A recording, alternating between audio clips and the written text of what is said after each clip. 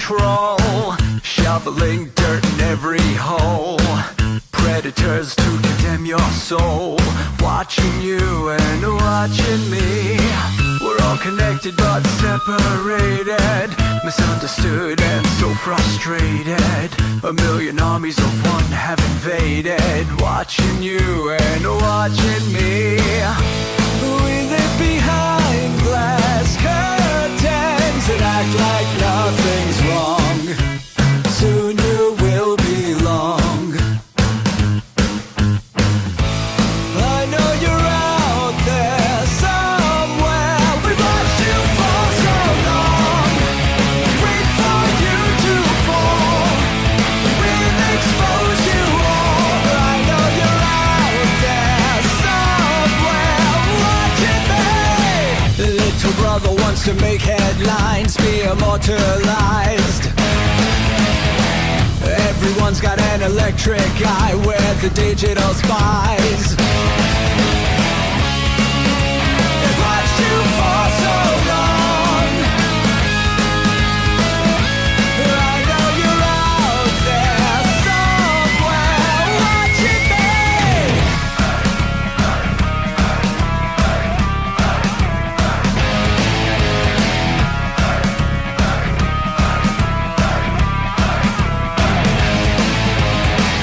We the people have taken over.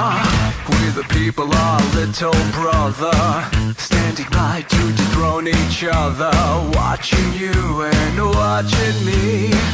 Paranoid, the lens is our weapon, desensitized in our lust for attention, democratized by our voyeur obsessions, watching you and watching me.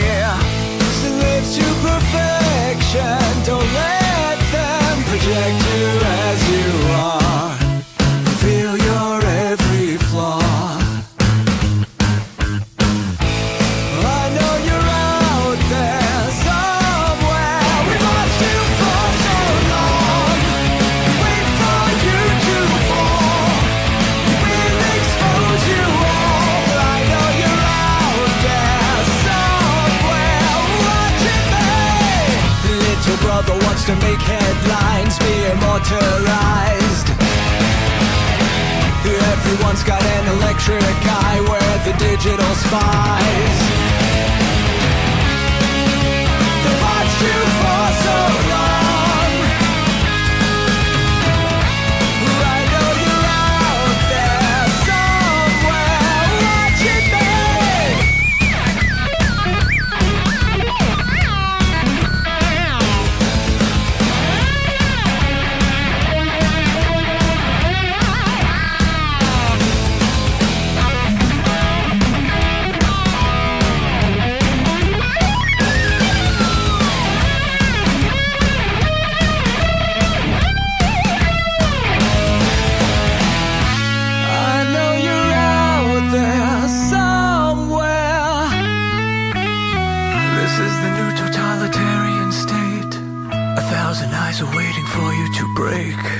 Stay in line, don't make a mistake. We're watching.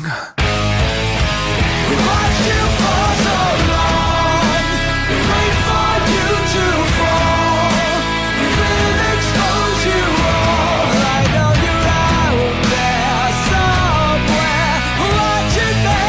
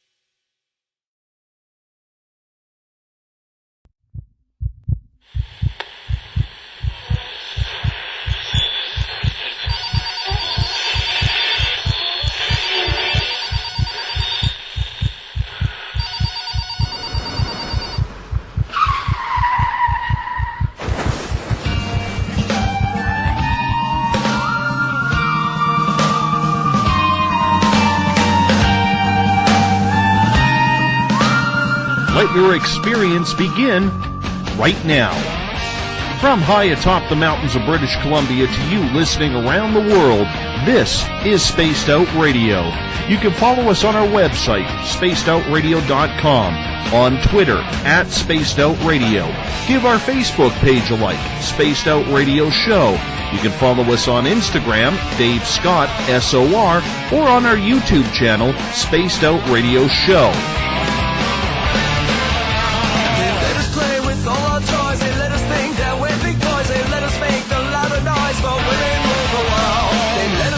Superman, that we're the only ones who can be strong, but we break on command, 'cause women rule the world. Buckle up, space travelers. It's time to go for a ride as we are live on Spaced Out Radio.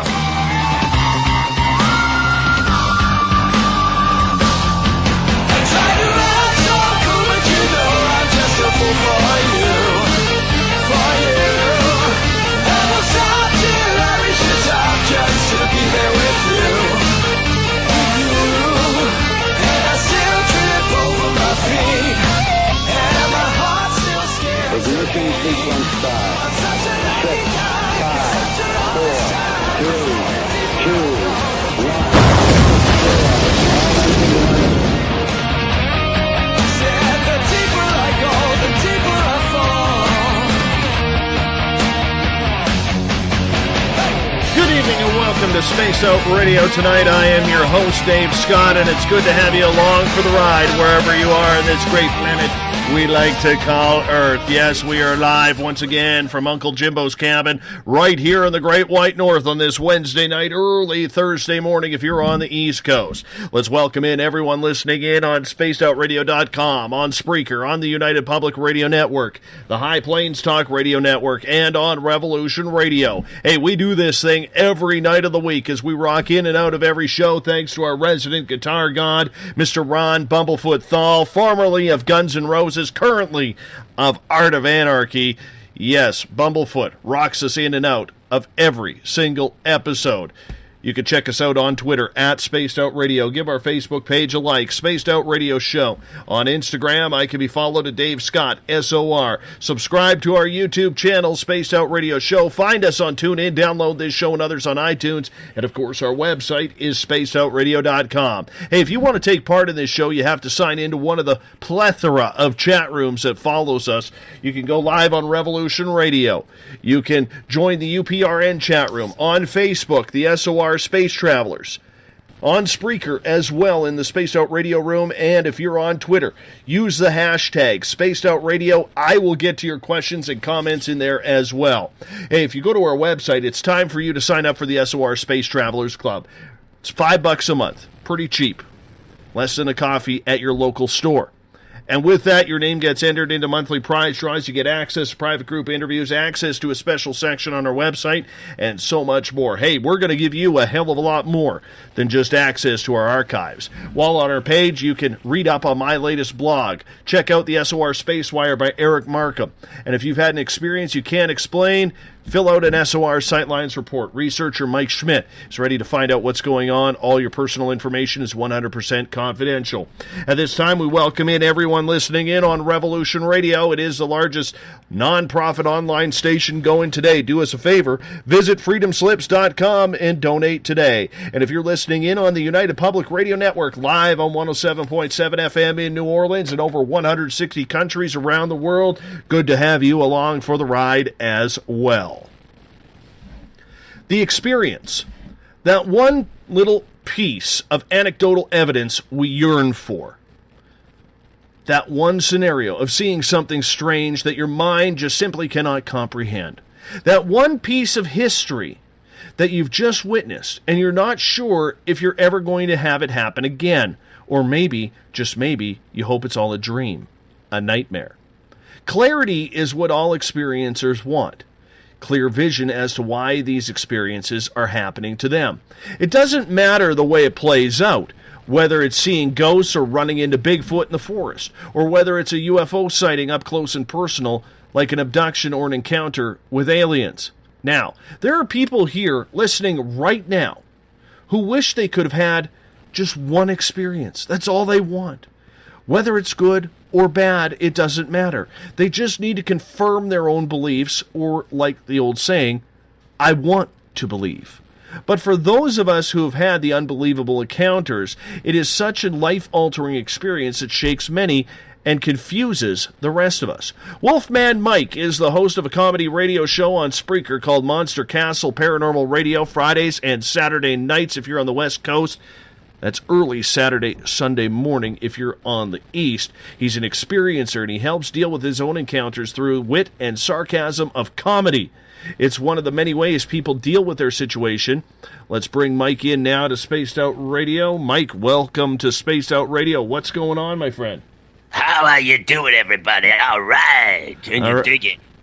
Little Wolfman Jack there. Nice. How you been, my friend? Did you have a good Christmas? Yeah, I had a great Christmas. I had a, what do you call it? A praying mantis type alien staring at me through my window while I'm doing my show. What more would you want? Oh, I don't know. I'm just kind of hanging out here, living the dream myself, and wondering what the hell is going to happen next. And in the end, that's all about us experiencers. When or what is going to happen next, isn't it? Yeah, I didn't even want to say it on the show, but yeah, something did happen to me on one of my shows. I think it was last week. Yeah, I heard this ruffling sound on the roof, and there's icicles and stuff, and I thought it's just the icicles, right? And then I heard wings flap, and it was definitely like someone would have had to take 2 garbage bags and flap them around up there. Like it was a flapping sound. There was no ice sound. You know what I mean? And then it felt like somebody was watching me, and then I started getting the telepathic messages. I don't know if you ever had that. I have had that, my friend. I have had that. We're going to get deep into that a little bit later in the show with everything that is going on and what's new with the experience people are having, because that's what this show is all about. That's why we brought you on tonight, is to talk about your personal experiences and how you deal with them, along with how people cope and what they use for coping mechanisms when they have something happen that can't explain. So let's learn a little bit more about you. How old were you when all of these types of experiences started? Well, I'd say from birth, because I was born with a strange scar on my leg in a triangular shape. My mother had recurring dreams of me, or when she was pregnant for me, of a UFO landing in the backyard every night, recurring the dream, and these creatures coming out and standing in the bedroom watching her while she's sleeping. So the dream stopped when I was born. Right? She doesn't want to talk about this anymore. Is it hard for you and your family to discuss these types of things? Because I know with my family, it's very difficult. My mother comes from a very strict Christian background, where everything, if it's not godly, it's evil. And my father is more of a 5 senses kind of guy, where if it doesn't happen in the 5 senses, he doesn't really believe it. Was it like that for you guys growing up as well? Well, yeah, my brother and I, well, not really. My mother was quite open to stuff, and even though she's a Catholic and very, you're very European, both my dad is just totally doesn't believe any of it. It's all hogwash, and he doesn't want to hear about it. But my mother, she actually did listen to us kids, and at another time, actually got a house exorcised for us, the property, by the Catholic Church. So she did take it seriously when we were telling her things was going on. And it did work. Okay, where should I begin? I'm losing track here. I'm trying to do it in order.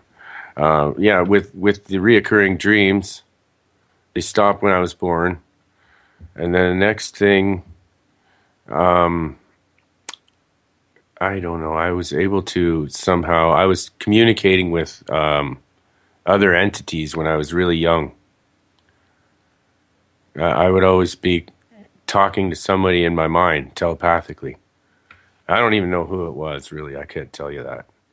so well, because I was so young, I have no idea, but I was always communicating with another entity, and I kind of lost that ability to a certain extent after going through school, like kids do. Absolutely. So did you find that growing up that you always felt a little bit different, or felt that, there was always something a little bit odd about you that maybe the rest of your friends or your cousins or brothers or sisters didn't have? Oh, absolutely, yeah. Yeah, for sure. I always felt that there was something different about me. I was somehow special. I don't know why. Mm-hmm. But it was also this being that I was communicating with, telling me these things. Right. Like, don't listen to them. Just keep doing what you're doing and don't listen to them, people.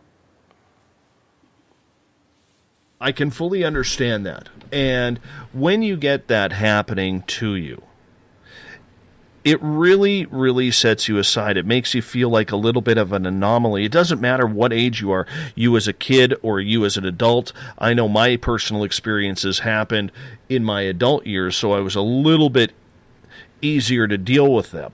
Although it was still extremely difficult because everything just seemed to happen so fast and so quickly that it was probably a little bit too much for me to handle at the time. So as you're growing up with this experiences and you feel like you're talking to an entity telepathically, did it feel spiritual? Did it feel like an extraterrestrial? Or were you too young to even make that decision of what it could have been? I didn't know whether it was extraterrestrial or spiritual, but I knew it was one of the two. Let's see. And when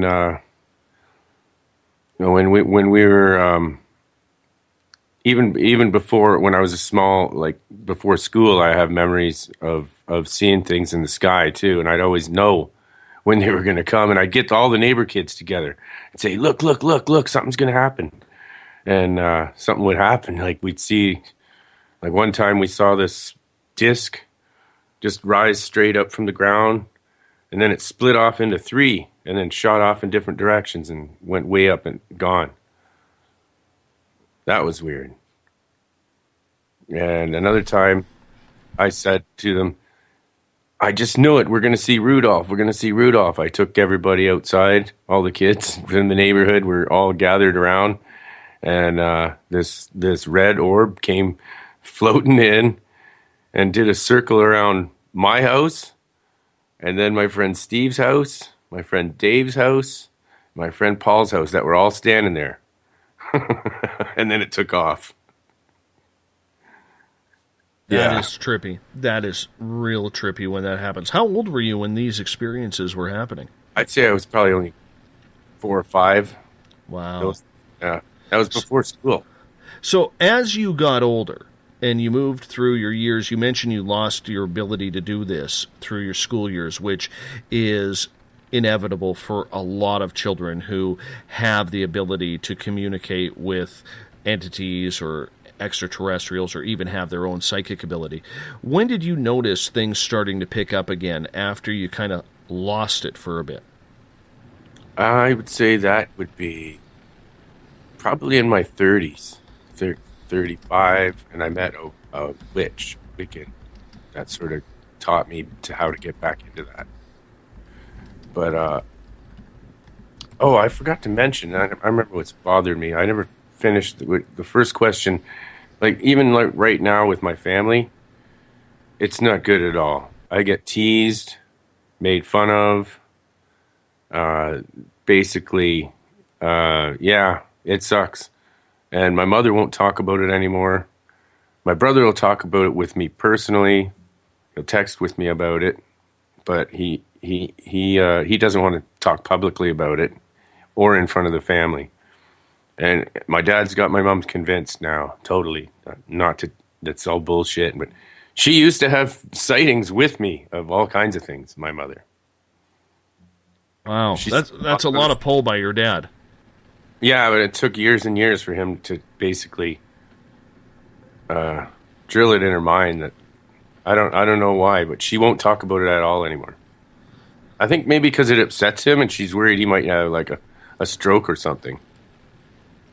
Right. And that is possible. I mean, this is freaky stuff for a lot of people. A lot of people cannot comprehend. And I'll give you an example of something that happened recently to me. I had my best friend of 28 years basically just start ignoring me after a mutual buddy that he was closer to than I was passed away.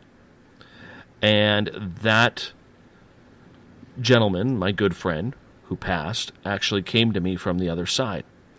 And I let another mutual friend know.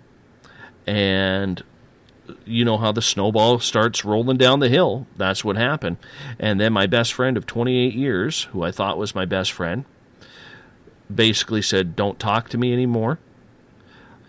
And that I was sick and that I needed to go get help. Oh, yeah. And it sucks when that happens, man. It sucks completely.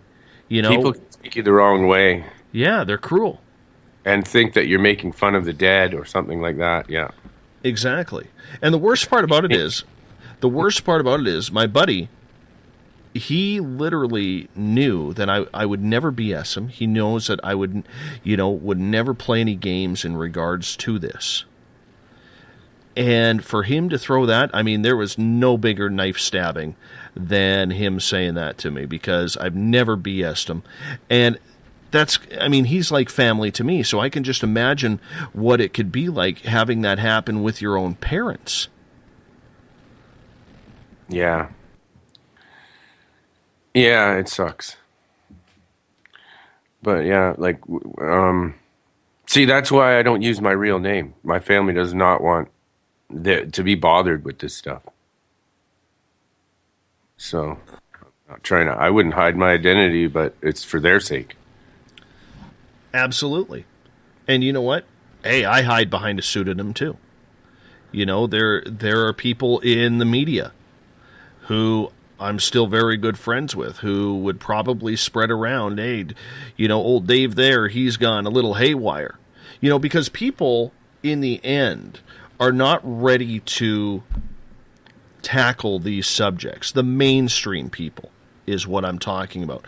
Sure, they may have had a haunted experience. They may have seen something strange in the sky that they're not ready to call a UFO yet, you know, because everybody has that behind the closet story. And I'm sure you would agree with that, Mike. At least something. Like most of the people I've used to interview, just people off the street, and almost, I'd say 1 out of every 2 had a story. Mm-hmm. And I would fully agree with you on that, you know.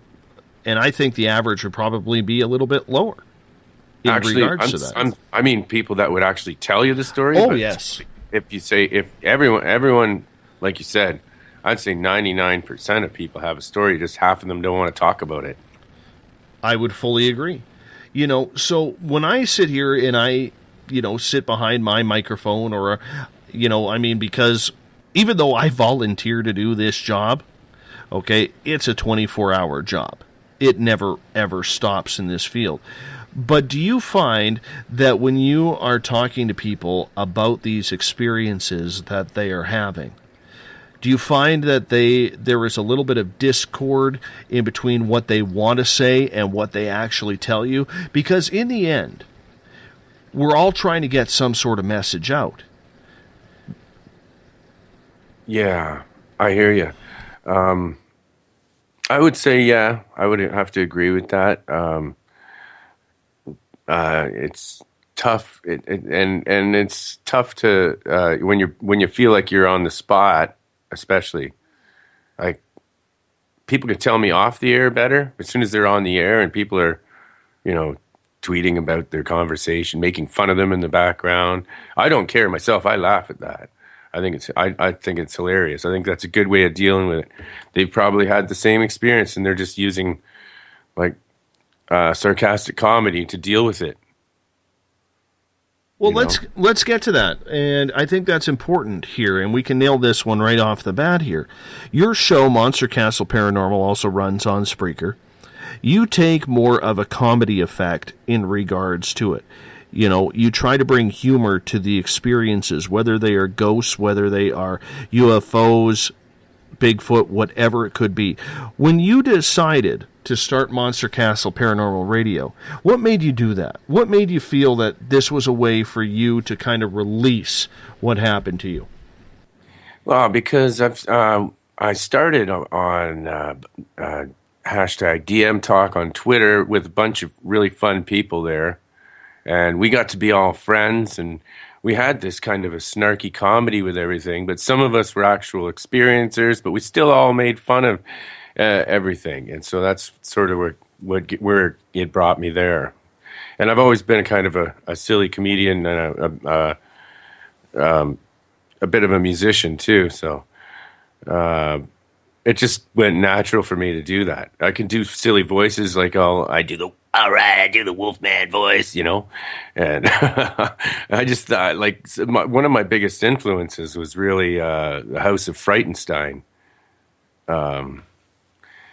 with Billy Van. You remember that? I do remember that. Vaguely, but I do remember it. It was a little weird. That's actually one of my big influences for the show. I like to use different characters. Once in a while I'll have Igor come on. Master, what can I do? Can I torture someone today, Master? I'll do that. And we'll electrocute people on the show. And just for fun, if people are bad callers, we'll electrocute them. Yeah, we have a lot of fun. Why comedy, though?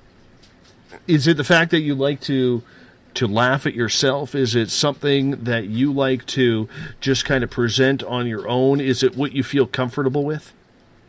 I wanted to give some people have a hard time expressing themselves, and it makes it's not for everyone, the comedy approach. Some people get offended by it, but some people feel more comfortable there. And they'd rather laugh and joke about. They've been used to having all this ridicule, so really, you just, instead of fighting it, just go with it, and laugh at yourself. If you can't laugh at yourself, then don't make fun of others, right? So, well, a lot of people will say that if you're doing that, you're hiding something. So, before we get into that, what has been the response from your listeners on the way you are actually calculating your own show towards humor with the serious experiences people are having? Well, you see, I've learned how to sort of turn it on and off. Like when we're doing a discussion and it's getting serious, then I don't really joke much. It gets serious for a while, Maybe I might at the end of the, then I'll just bring it up with some music or something, but it's not like, you got to know when to turn it off and on. Mm-hmm. There's like appropriate times and inappropriate times, and I've even, gone way off the edge a few times, but I'm learning. I think there's a place for a show like this. I think there is. Mm-hmm. It's different. Do you find that your audience, or that you're giving your audience what they need because you take such a different approach to everything? There's not a lot of people online in the vast expanse of paranormal online radio or podcasting doing what you are doing. Now, a lot of people may be offended by it. A lot of people may laugh it up because they just need to chill out and find some sort of audio focus. Do you find that you've kind of created your own niche? Yeah, it is an experiment, definitely. Don't really know where it's going to go, and I'm just seeing what the hell. It's just visualizing a dream I have, really. It's just an idea I had, and I'm going to try that because it's different. Mm-hmm. So it's really just an experiment. I have no idea. A lot of people love it. I know the DM talkers all love it. Other people are catching on to the humor in it. But it's very subtle, tongue-in-cheek humor that we do, and it's a lot of times goes over a lot of people's heads too, and they don't even see the humor in it. Mm-hmm. and they just think it's stupid. Well, So it backfires on me too, right? well, you know what? They're just not Canadian enough to understand the Canadian humor. That's the way we'll put it. It's the Canadian humor. It's like a Monty Python or Saturday Night Live type humor, Like I even do parody commercials in there. Mm-hmm. And they're all inspired by actual callers usually, and it's I'm snarking back at callers with my commercials. Right. So do you find then when you are just opening up and having your own venting session on the air, how much do you feel you're actually connecting with your listeners who have had experiences? Well, I know because some people in my panel, they're a lot like Jeff the Gray. He's a lot like me. So and Darren and those guys that are part of what I call my Wool Pack, they're co-hosts. We're all connecting good on it, and some of the chat room people are right there with us too. So I think it's just a matter of it catching on. And, and it could be a night when somebody doesn't feel like, when things are just a little bit too serious for them, but they still want to hear something strange, but a little in a more lighthearted way. That's where my show comes in. Oh, I totally agree. It's easy on the brain. I'm not gonna. We don't get too heavy. Well, and that's probably a good thing that you don't get too heavy, because for a lot of the shows out there, and probably this one included, you try and dig as deep as you possibly can, because in the end, we're trying to figure out what is happening to people. We are trying to figure out why this is happening, who is committing these acts, whether they are of violence, whether they are of love.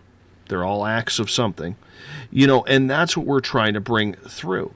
You have then the crowd who believes, that everything is a government conspiracy, and, they've worn tinfoil as their style for the last 10 to 15, 20 years.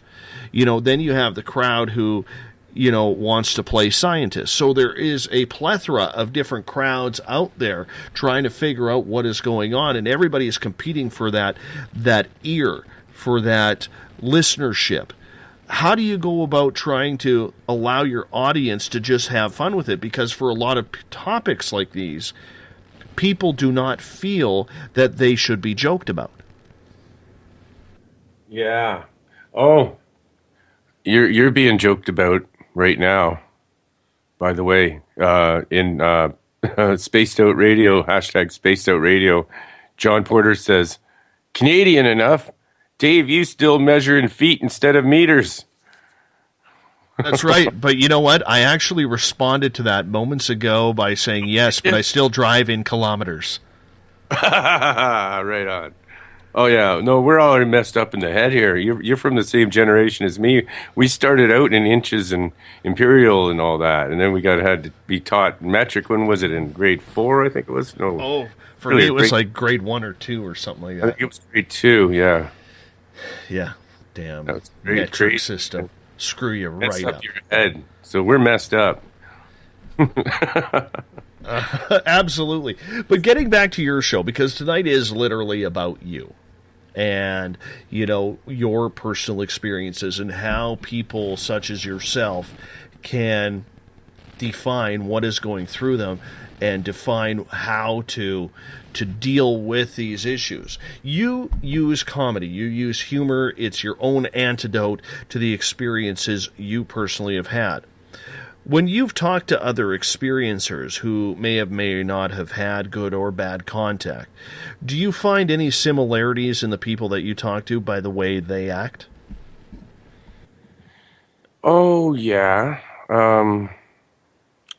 You mean UFO abductee sort of people? Anybody, even ghosts or Bigfoot or them damn gnomes that are running around on places. God, I hate them gnomes. I've seen one. Yeah, I guess, similarities. I think everybody's been run through the mill pretty much the same way from other friends and family, shunned the way you said earlier in the show. And it's sort of just, it's just like being a knife and you're walking through a bunch of sandpaper and getting dulled. I don't know how to describe it. Everyone gets a certain kind of a treatment by the public where they sort of end up with an attitude that's similar, yeah? If that's what you mean. Do you feel, though, that with the experiencers who are tuning in, who are finding or using your show as some sort of healing or just something to get away from, do you feel that most that you've talked to are traumatized one way or another in regards to what happened, or do you find that they are curious or they just can't comprehend? A lot of the people, some of the people I've got are very traumatized, and then we try to help them the best we can. It's really what we try to do. Like, I'm not going to make fun of and joke at someone who's having a hard time. Like, we're very compassionate too, and the number one thing is to try to help people, for sure. Yeah. And we try to direct them to anything we can, or even just, talking with a bunch of people about it like that. And then everyone in the chat room helping too. And then you don't feel so alone anymore. Mm-hmm. I got a question from you from Everett in the SOR Space Travelers Club. He is asking you, Mike, please explain why you believe skeptics seem to have absolutely no sense of humor about these topics. Actually, that's totally the opposite. Where I come from, all the skeptics are hilarious, and we love their sense of humor. So, no, that's... Certain people don't have a sense of humor, but I don't think it has anything to do with skepticism or believing, because I've seen both ends where people don't have a sense of humor from both sides.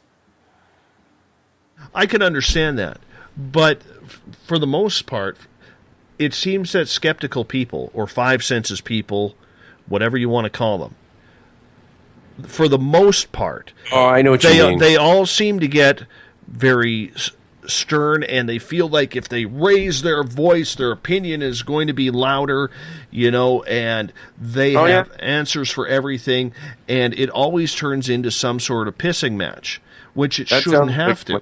Yeah. I've dealt with someone like that all my life. That's like my dad. He's just like that. He's got no sense of humor when it comes to that topic. For anything else, it's fine. He's got a great sense of humor.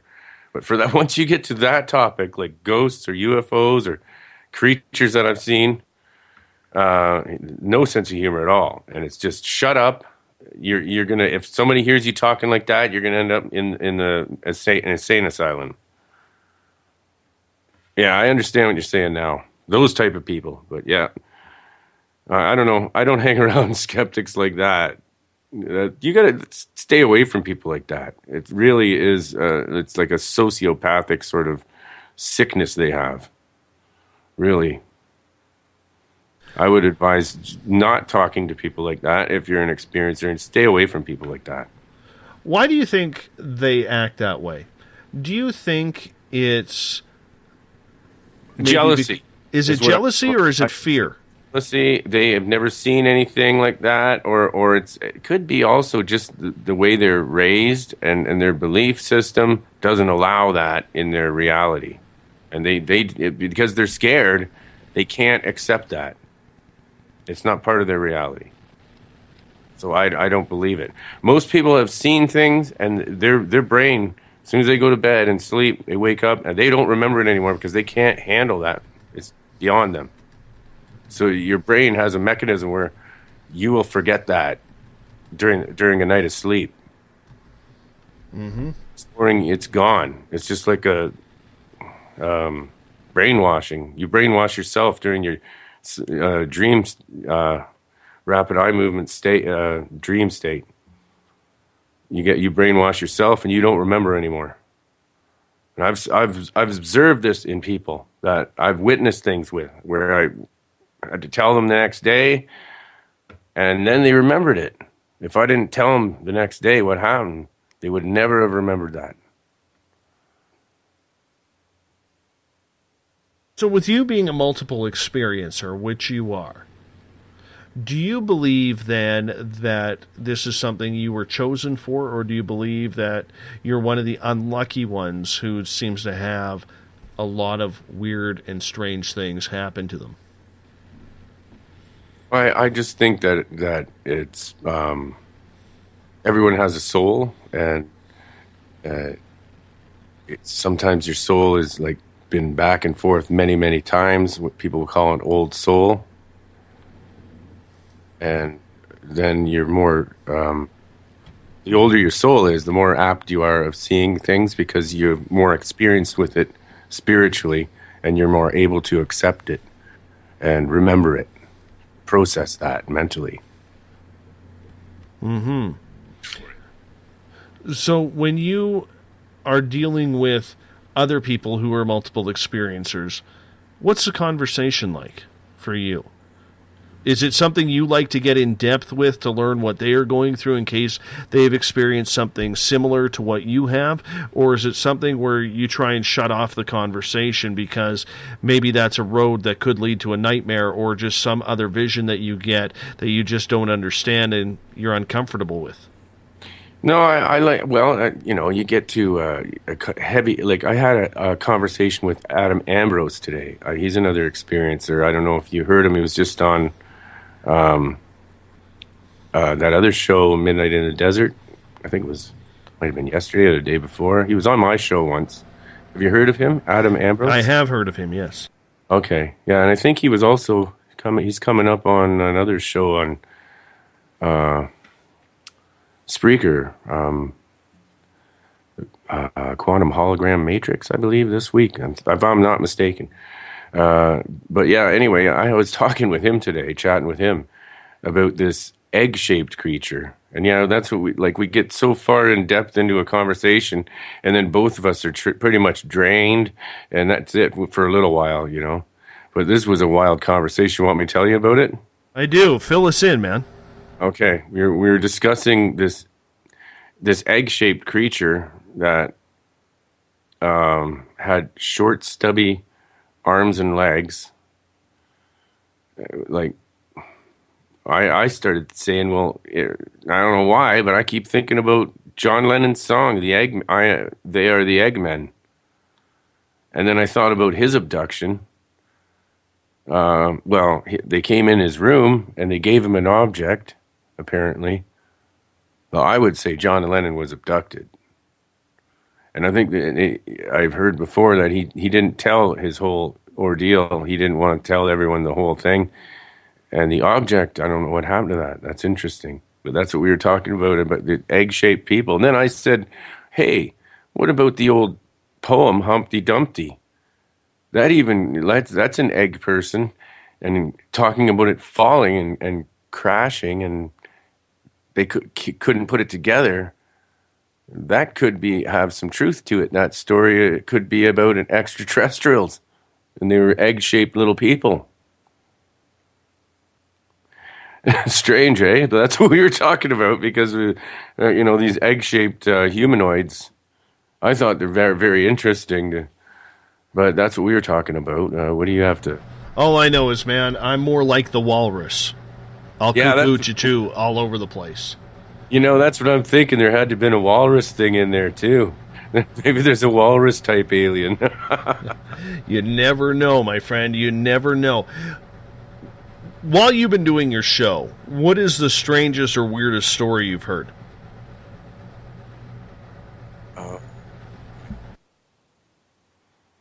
Geez, that's a hard one. That might have to be... It's either, yeah. Well, see, Adam Ambrose had so many strange stories the one night that I can't even remember a certain one that was the strangest. But Reverend Polk was on and talking about the blue humanoids. That was really strange, too. My gosh. I don't know. them too. The Reverend Polk story was awesome, and the part about it that really sticks out in my head is, well, they were in a UFO conference, and these blue-skinned humanoids came in and sat down. Well, they didn't when they went to pay. Your microphone is cutting out, my friend. My microphone is cutting out? Yeah. Check. Oh, it must be Skype. Oh. It must be Skype. Because everything looks good on this end. All right. Well, let's run it then. Okay. So the way this blue humanoid came and brought his money to he just ran up to the first person and didn't know what to do with it. He had the money, holding it in his hand between his palms like a book, like with one hand on the top and one hand on the other, like he's hiding like a little note in his hands. Do you know what I mean? Like he didn't even know how to handle money. So the other person had to count it and give it back as change. And they just didn't seem like they were meant to be there. They didn't know how to act or how to sit down and socialize or anything in a human way. And I can add to this story because our Keith Andrews, who is on this show the first Friday of every month, he's actually the one who went up to them at the Experiencers Conference in Portland, Maine in 2015, and he went up to them and said, "Are you Pleiadian?" And I've seen the picture. I have not seen a picture of this. I have. Wow, I didn't even know there was pictures taken. There is a picture taken. I gotta see that. Can you post it? I don't have a copy of it, but Keith has promised me that for his show, which will be next week on the 6th, that he was going to release it to me to post in the Space Out Radio group on Facebook.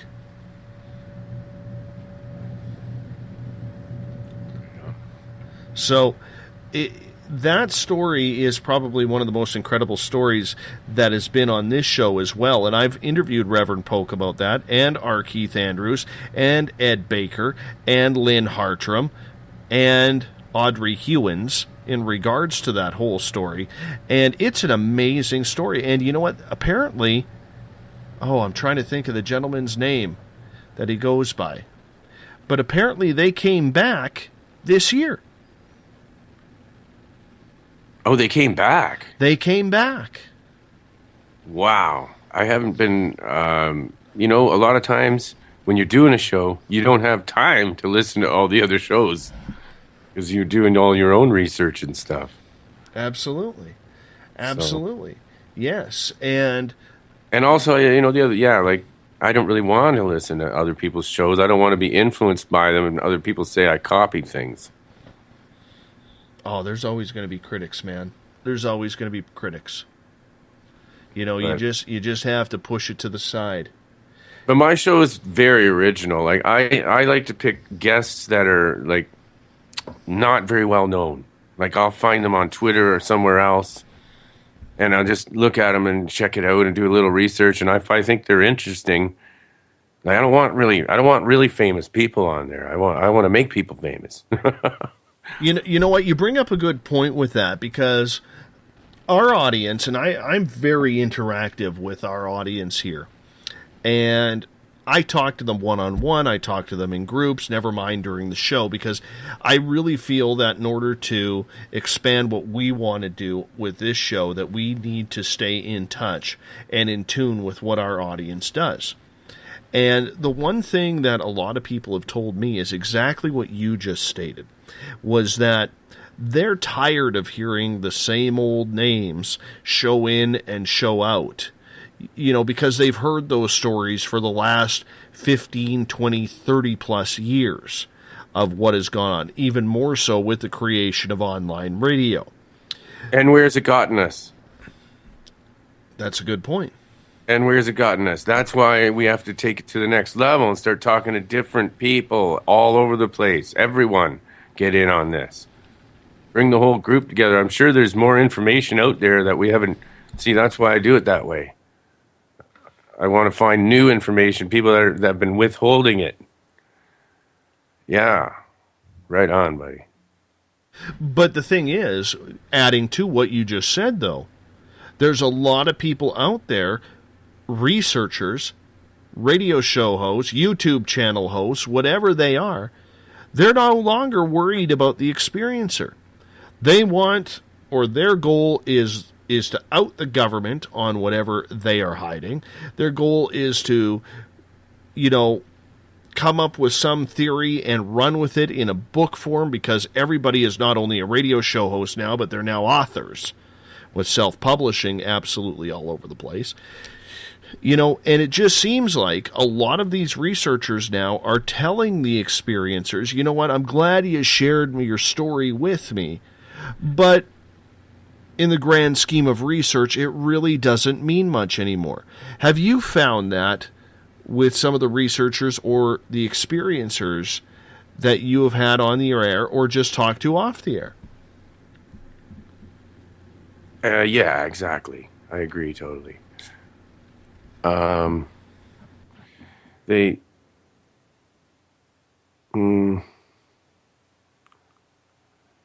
don't know what else to continue on there. I just agree with you on that, I guess. The experiencers and everybody's wants something new. Yeah. Is that what you mean? Yeah, they don't seem to care about the stories that are happening to people anymore. And in my opinion, like somebody like Benny and Barney Hill, if it happened today, we would have researchers out there saying, yeah, we've heard that kind of story before. Yeah, that sounds normal. You know what I'm saying? I see where you're leading with this now. Sorry, I wasn't zoning in good there for a second. It's like this. It's like Adam Ambrose. Like if he doesn't mind, I'm sure he doesn't mind. Like he was trying to get heard for so long. I talked to him. I was friends with him on Twitter for a long time. For at least probably 3 years or more now. But yeah, he was on Art Bell once, way back when. But it took a while before people are finally listening. But he's had just as many experiences, like Whitley Strieber or anyone else. Actually, I think they're pretty good buddies now, him and Whitley. Or they're becoming friends. If I'm not mistaken. Have you had Whitley on? You ever had Whitley on your show? You know what? There are certain people, I can tell you this, and I don't mind telling your audience. There are certain people that I have tried, and just have not heard from them. I have not had Whitley. I have not had Linda Moulton Howe. I will not have David or Stephen Greer. And I'll tell you that story. I asked Stephen Greer to come on, and at that point, we averaged listenership-wise approximately, with our affiliates that we're on, approximately 25,000 people an episode. So we're growing handsomely. And when I asked him to come on, we were averaging about 500 to 1,000 listeners an episode. And this is only dating back probably 6-7 months ago.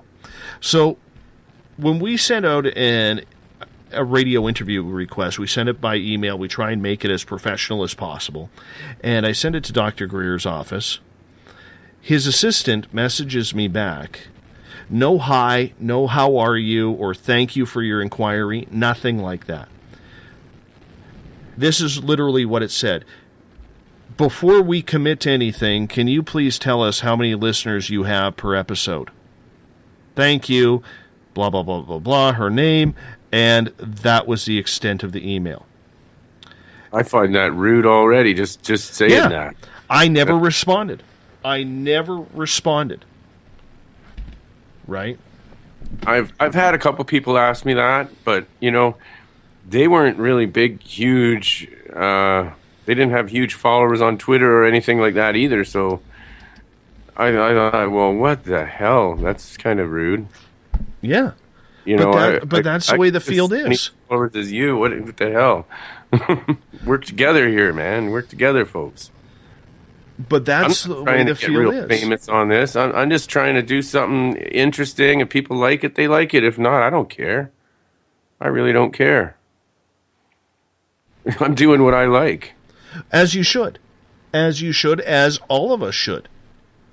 You know, but on the flip side, there is this, lack of a better term, hierarchy of these so-called A-listers that are out there that feel that A, they're either too good for online radio, or B, because your show is so new, they're not going to do it, or C, they get offended because you haven't bought their book and read it. Well, that's a biggie.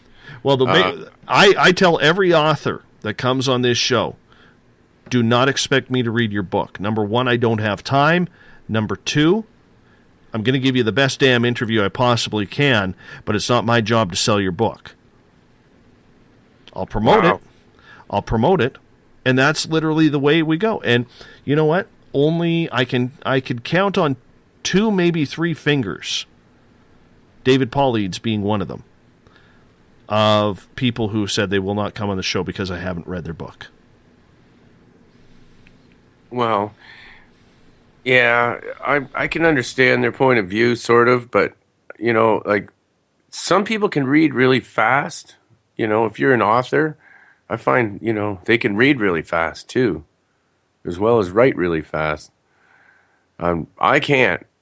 So I it's kind of like you. Like, don't expect, I might read some of the book, but I don't think I'll be able to read it all. Especially if you're doing a show every night, Dave. Like, wow. I only do a weekend show, Fridays and Saturday nights. So I can imagine how busy you are trying to come up with guests for 5 days a week. That's just wild and crazy for me, man. Wow. Well, hats to you, buddy. Thank you, brother. Doing 2 nights a week is tough, man. Hey, I appreciate that. But you know what? I have a good team around me. You know, Eric Markham helps me out immensely in gathering ideas for what we want to book.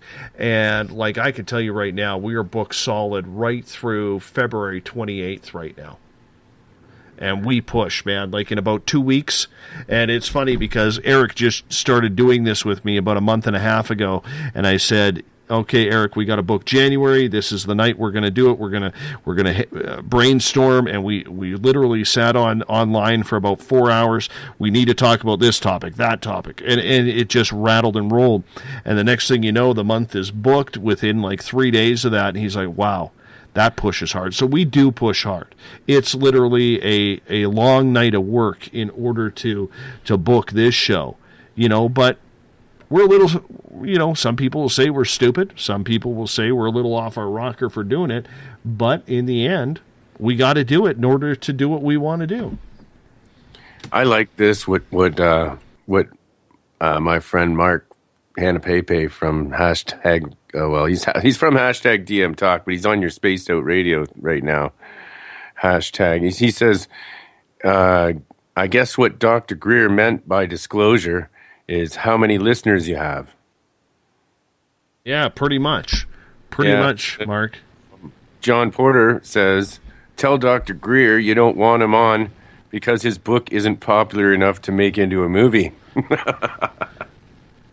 You know what? Last night, and for those of you who don't know what we're doing, recently, thanks to Joe, who goes by God of Thunder on Twitter, and John Porter, we literally, because of them, have had to all of a sudden go out of our way to learn Twitter and everything. And I was fretting Twitter for some reason, but they've opened up this entire world. And last night, John Porter put a couple of tweets on hashtag Spaced Out Radio that I could not repeat on the air. And I was so lucky I had a mute button because I was just absolutely cracking up on this side of the microphone.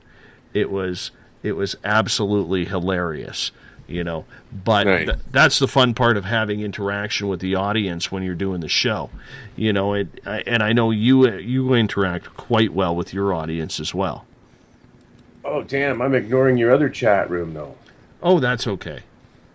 No, That's okay. Not okay. Can't do that to the people. It's just 2 clicks of a button away, and I can see what they're saying. And I love it when you can see that. Oh, absolutely. We got to start. What are you having a break now at the top of the hour? You know what? We're probably within like 30 seconds, so there's no point in getting into anything that's very, very, gratifying. We'll come back with crazy cryptid stories for you. We'll do that. Absolutely. We got Wolfman Mike on Spaced Out Radio tonight as our guest. We got 1 hour down, 2 hours to go on the mighty SOR. We'll be back right after this. Looking for news beyond the mainstream news? All right. Head to spacedoutradio.com and check out the SOR Spacewire. This is Spaced Out Radio's Eric Markham, news director for the SOR Spacewire. Daily, I will bring you intriguing stories and outlandish reports from what's going on around the world. UFO sightings, paranormal activity, conspiracies, alternative health, and so much more. And if you have news, email me at news@spacedoutradio.com. Hi there, I'm Butch Witkowski, lead investigator with U4Cop. On the final Monday of every month, you can listen to me and host Dave Scott on Spaced Out Radio's Strange Days. We're going to get to the heart of the matter when it comes to what's happening out there. People are seeing and experiencing things from ET contact to Bigfoot, and I want to hear about it. Your experiences are what we investigators need to help solve these unknown mysteries, so tune in at spacedoutradio.com. Have you had an experience you can't explain? Had a run-in with ghosts, maybe Bigfoot, or seen lights in the sky? Hi, I'm Mike Schmidt from the SOR Sightlines. I'm here to investigate your sighting. Head to spacedoutradio.com and fill out a report on the Sightlines. All your information is 100% confidential, and I will help you figure out what you've been seeing. File your report, and let's find out the answers together. Visit purpleplates.com today. For over 40 years, the Purple Energy Plates have been delivering amazing results for their many customers. Inspired by the great genius Nikola Tesla, the harmony, healing, and energetic effects of the plates have proven over and over to be beneficial and often miraculous to thousands of customers. With their money-back guarantee and the many benefits, how can you afford not to get one? Check their site for daily specials and choose from their many energy products. You won't be sorry. Visit them today at purpleplates.com for mind, body, and spirit, and expect a miracle. Strange creatures lurking in the night, the sounds of wood knocking in the forest, odd happenings right out of a fictional world. These are the reports I love. Hi there, this is author Ronald Murphy, and I would love it if you join me and Spaced Out Radio host Dave Scott the second Wednesday of every month on our journey into the unknown land of cryptozoology at spacedoutradio.com. From Mothman to Frogman and everything in between. Hey, they don't call me the crypto guru for nothing. Are you interested in advertising on Spaced Out Radio? Head to our website at spacedoutradio.com and click on our advertising tab. There, you will find an assortment of ways you can get your product out there with us, from radio commercials to banners and social media. Have a product you like our hosts to endorse? We can do that too. Visit spacedoutradio.com for more details. From British Columbia to Northern California, Pacific North Weird has Cascadia covered. Check out our feature videos at spacedoutradio.com, where I, Vincent Zunza, and my super sleuth partner Alexandra Sullivan track down the weird and strange stories from around the Pacific Northwest, from Bigfoot to Mel's Hole and everything in between. This is what makes life exciting. So why report the normal when we can report the Pacific North Weird right here at spacedoutradio.com. Oh, there's only one way to rock. Loud and proud. In high definition. Radio 702 rocks. Las Vegas. Have you ever had an extraterrestrial experience? One you just couldn't explain? Well, maybe I can help. Hello, I am Samantha Mullet. On the second Tuesday of each month, I will join Dave Scott on Spaced Out Radio to bring a human aspect to ET contact. It's something I've lived with my entire life, and I'd love to help you understand. Let's share our experiences. The ET Experience, the second Tuesday of each month, only on Spaced Out Radio. Hi there, this is Jolene with Rivulet Reiki and Readings, and I want you to relax. Let me help you chill out and get in touch with your body, mind, and soul. In this busy world, sometimes we need to let go, and this is where I can help. Visit my website, rivuletrndr.wix.com/rivuletrndr. Every Saturday and Sunday night, as Dave Scott wanders aimlessly in the wilderness, you can come hang out with me, James Tyson, in Spaced Out Weekend. Starting at 9 p.m. Pacific, midnight Eastern, I'll take you along as we talk with some of the best experts in their fields. SpacedOutRadio.com is the place to find us. So sit down, relax, put your feet up. Enjoy the topics like the paranormal, supernatural, intuitiveness, and so much more. Hope to see you there. Hi there, this is your psychic medium, Joanna, and I would love it if you would join us every other Sunday on Spaced Out Weekend.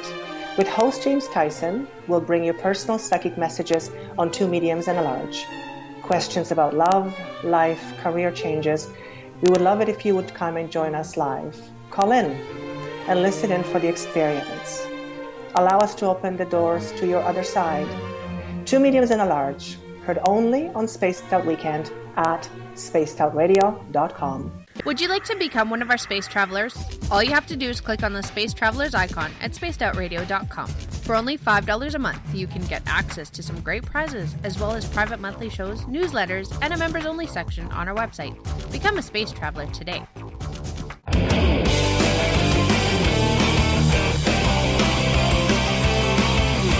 Do you have a topic or a guest that you'd like to hear on Spaced Out Radio? Let us know at spacedoutradio.com, where you can sign up to become a Space Traveler member today. Or you can find us on Twitter at Spaced Out Radio and on our Facebook page, Spaced Out Radio Show. Welcome back to Spaced Out Radio tonight. I am your host, Dave Scott. Good to have you along for the ride. Tomorrow night on the show, starting at 9 p.m. Pacific, midnight Eastern Time, Karen Palmer will join us. We're talking animals, animal communication, angels. We're going in a different direction tomorrow night before Friday's final show of 2016, the SOR Roundtable. It'll be a fun way to end the week. SpacedOutRadio.com is the place to be. Hey, if you're listening in on the United Public Radio Network live on 107.7 FM in New Orleans and over 160 countries around the world, we appreciate you tuning in. We appreciate you being with us. And if you're listening in on Revolution Radio, remember the Double R Machine is a donation station financed by you, the valued listener. Do us a favor. Visit freedomslips.com and donate today. Hey, Bill Cardwell, where are you? Normally he sets a password every single night on this show, but I think he's out feeding his horses right now in Ontario because they got about, 17 feet of snow. The wind is gusting. So... or maybe he's making maple syrup with Bigfoot in his forest. I have no idea.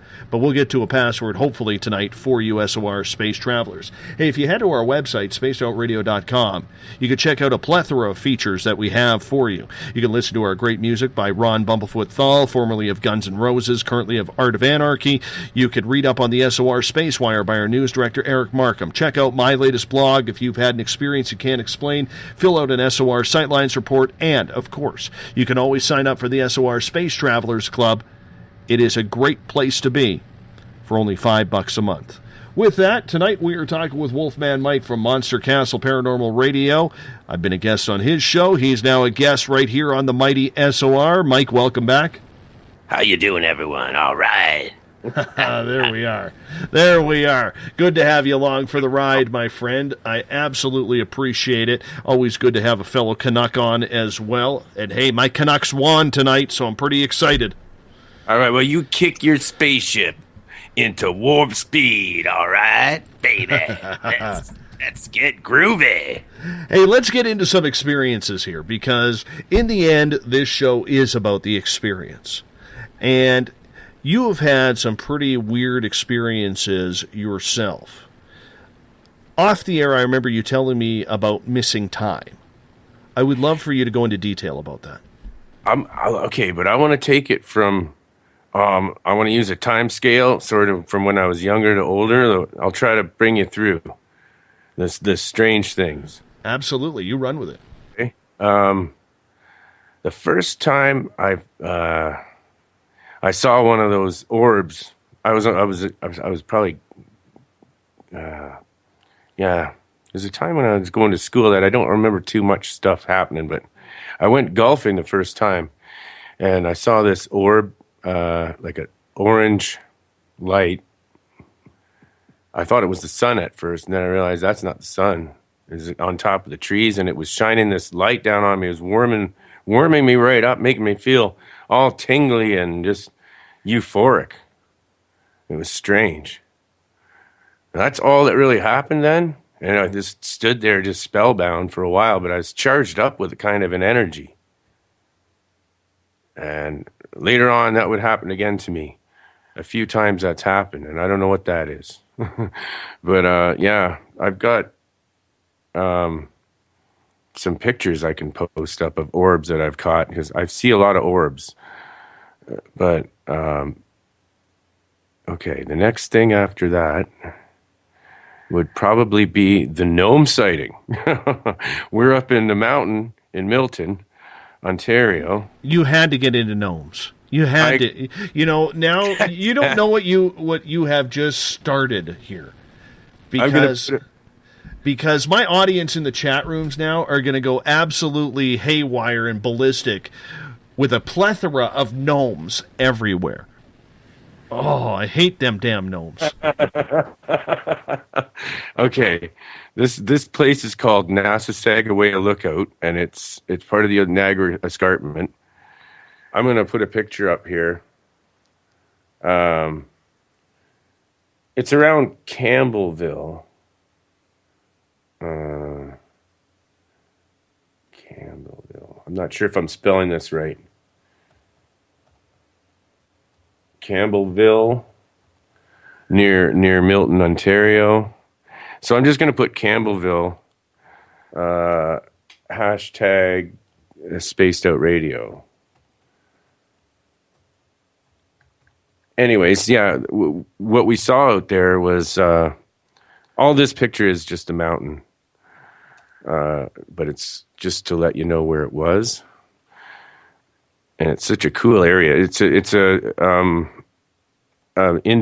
sacred Indian place where they used to gather. Like tribes used to go from miles around, go there to do certain rituals in this spot. And now it's a walking path, part of the Bruce Trail. You can go through there and all around the cliffs. It's just amazing. It's a great walk if anyone likes hiking. Either way, but that's what we were doing, and we used to go up there a lot at night and sneak in to the cliffs and practice martial arts and stuff. But this one time, we saw this little guy, looked like a gnome with the red pointy hat and everything, running through the trees in front of us. And we were chasing him through the forest for quite a while. There was 3 of us, and we were running real fast. And we all went different ways to try to surround him.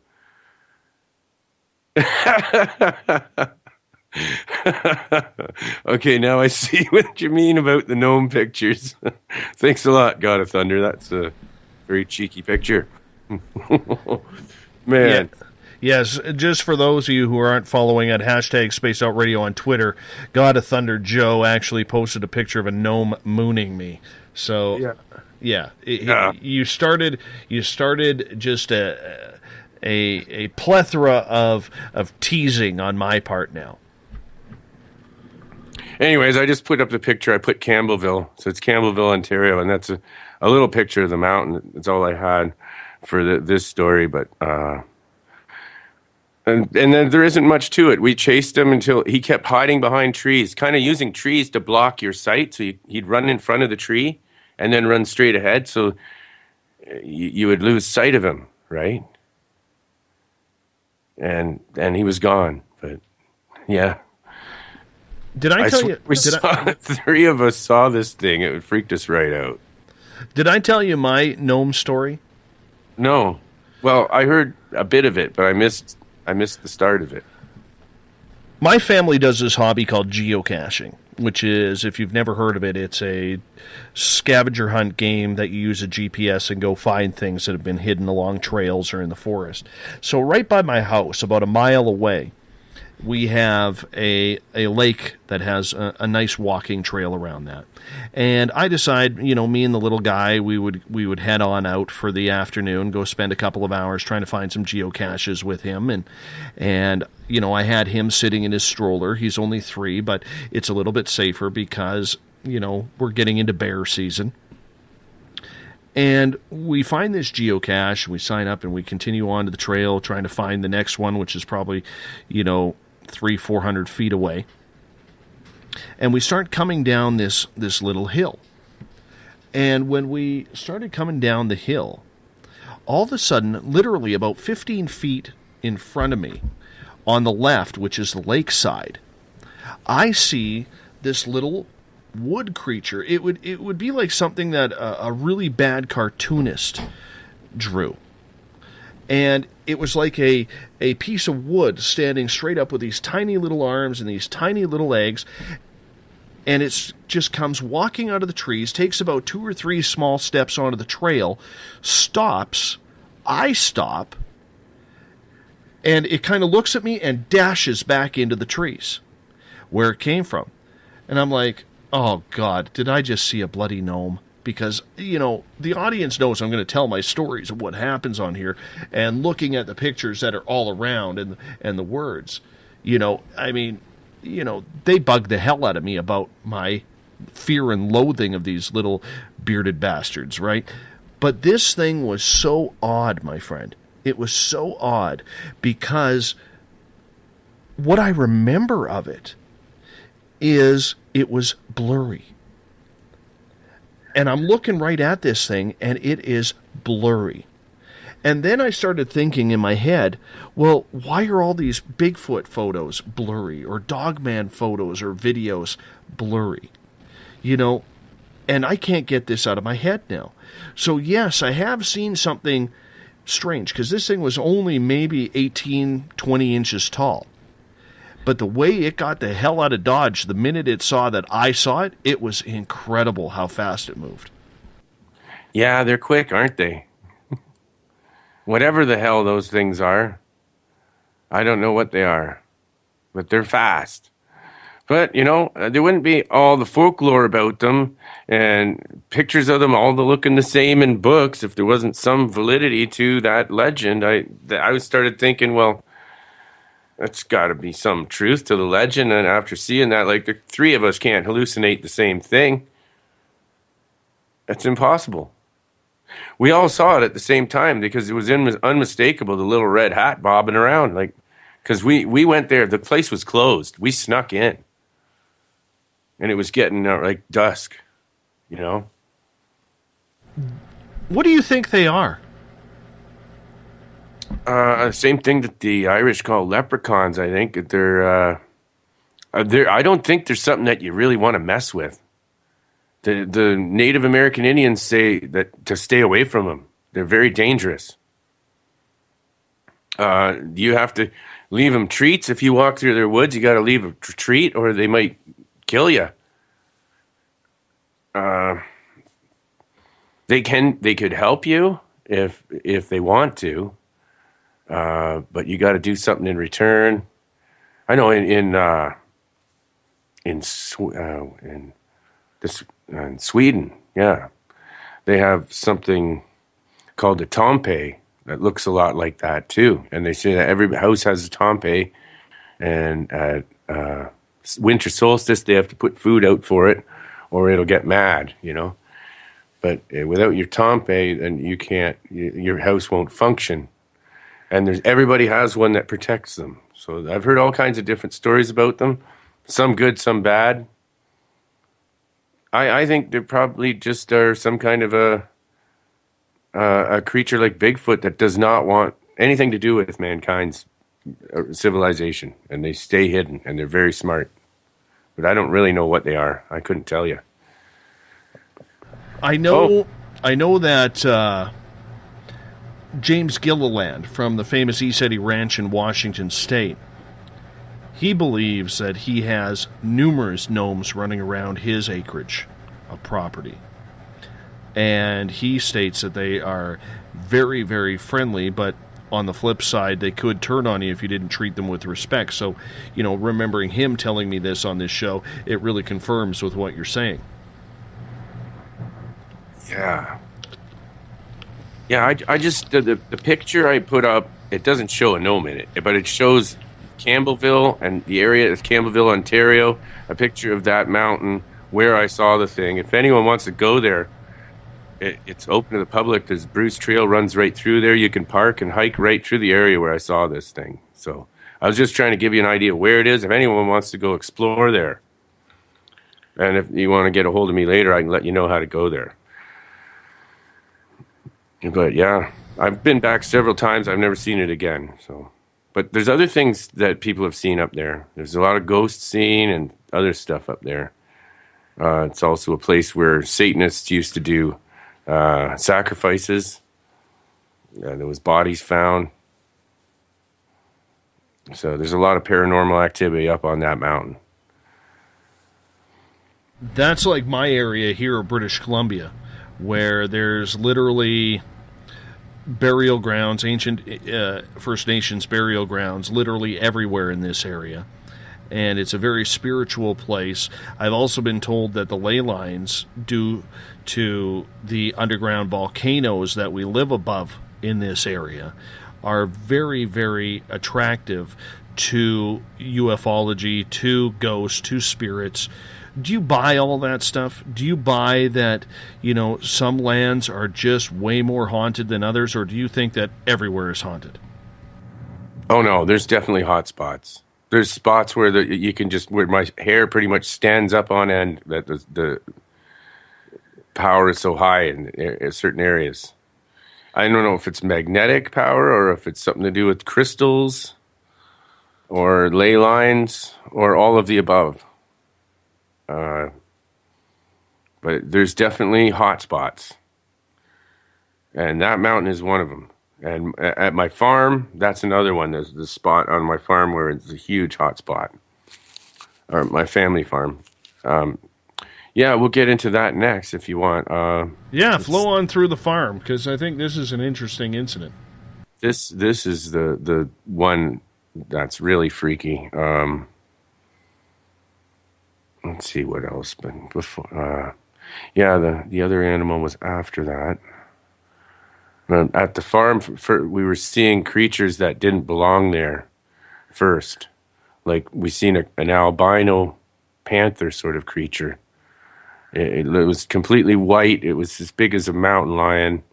It's slinking along the ground like a mountain lion by the backwoods, which is only about a mile away from the house, maybe a half a mile to a mile away from the house. And it's all flat land, really clear, like totally visible. Everybody's standing outside looking at this thing. My brother and I looked at each other and then realized what it was and said, "Get the kids in the house now." And the women went in the house with the kids, and we didn't even have any weapons there at the farm at the time to defend against something like that. I didn't know what to do. But that was pretty scary. But then it just kind of went around the woods and out the other around the woods and away from the house. I phoned the cops and I told them there's some kind of big, huge creature, and they kind of laughed it off, but said that they would send someone over there. I never heard anything back again. I tried to find out whether there was any, and I did track down a place that kennels exotic big cats fairly close to the area, but they did not lose any animals apparently. So they said they didn't.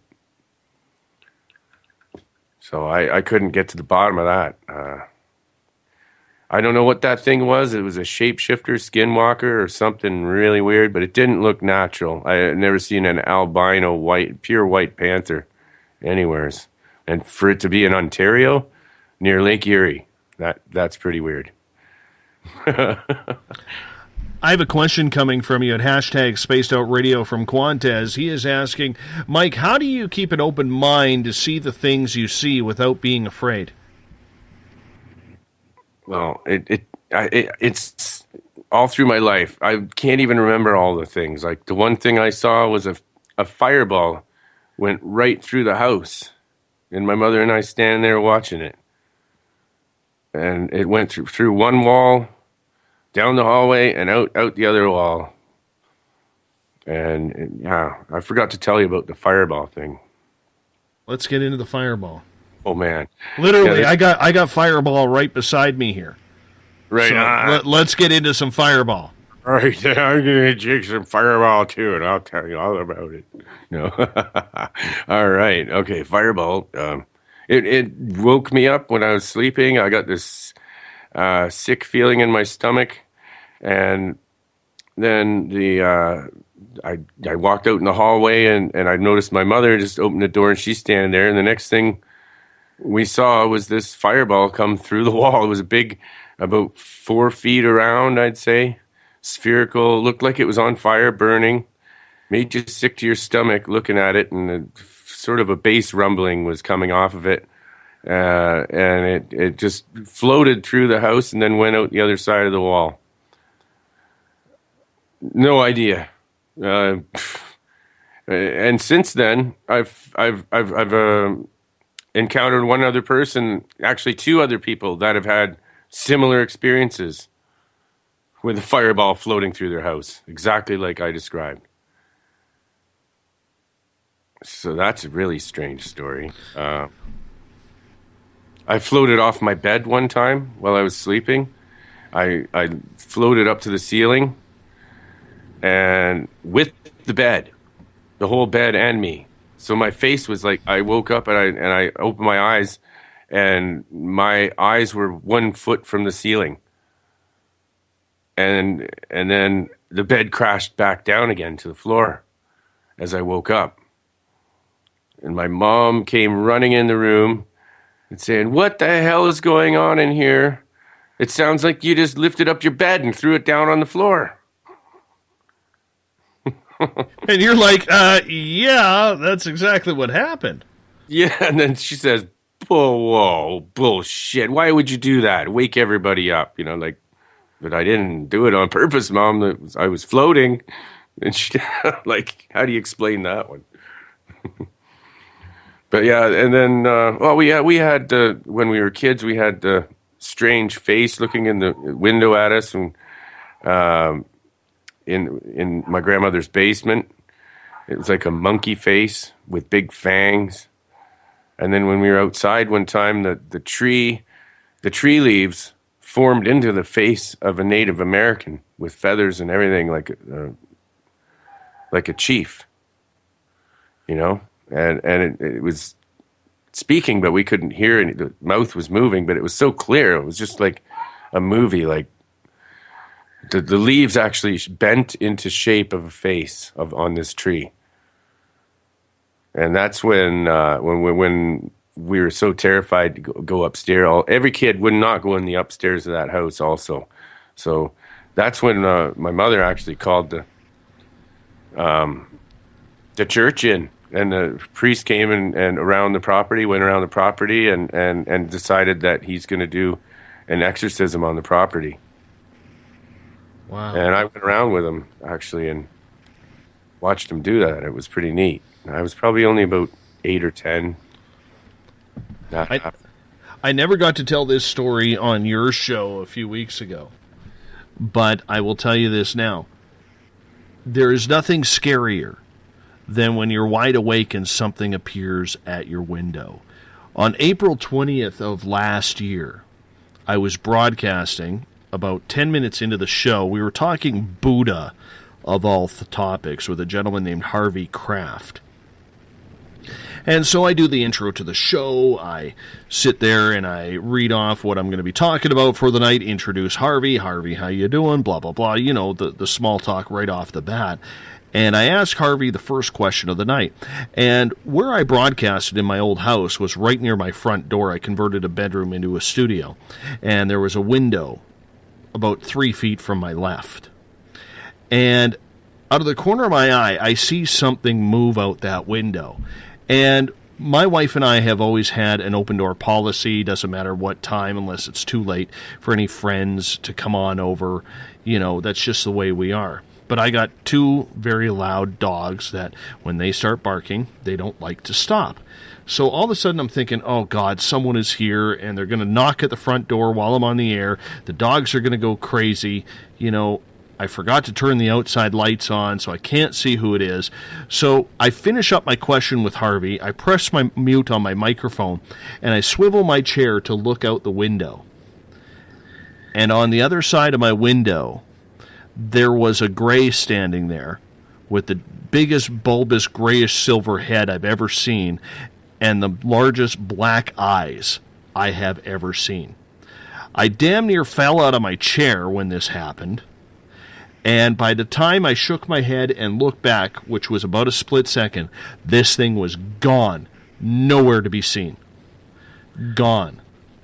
And literally, I measured it out the next day. He was about 7 to 8 feet away from me, just on the other side of that window. Now, that was eerie, man. That was eerie. Oh, yeah. That is really strange. Well, that'd be terrifying. Like you said, and I had this happen last week. I had this happen to me last week, and I didn't, someone told me, actually, one of my chat room people, one of my listeners, Tiffany, she calls herself Goddess of Love on Twitter. She told me that if you invite them, just be careful because they might come. And one night I invited them. I said, well, Tiffany, bring them over here. Let them come. And that was the night that I had this thing, or I think it was that night or the next night, I had this thing standing on my roof above my window from my studio. My window's open, usually, in my studio. I like the air. So even in the winter, I still have it open sometimes. And wow, this thing is one of those mantis-type aliens. From where I could tell, it could have been an owl, I guess. But to me, it looked more like what I saw, the wings, and it looked like a mantis type being. But it was telepathically communicating with me. Explain that. I was getting like a feeling it. Almost like love, like your grandfather or something, like a protection. This was a good experience. It didn't scare me at all. It was like my guardian angel was there, watching and just listening. I almost felt like he was proud of me. That's what I felt like that time. Was that the first time you'd seen an extraterrestrial? I would say, yeah, that was the first time I actually seen, if that's what it was. But like I said, I didn't have a very, very good look at it. I saw the head sort of peeking down over top of the eaves trough. But I heard the wings flap first. And then I saw, but I still think it was insect-like. I saw two, things, like antenna. It was not a gray. That thing was, unless they were feathers and it was an owl. But I would say that, why would it, no, that's pretty weird. Owls don't come in the winter here? I don't know. Possible. Unless it's one of those alien owls. Yeah, it was either an owl or it was, I thought it looked more like a big praying mantis head. It had antenna. Have you ever looked into the idea or wondered why you were chosen to have all of these experiences? Because literally, I do it every day, and I'm curious about you.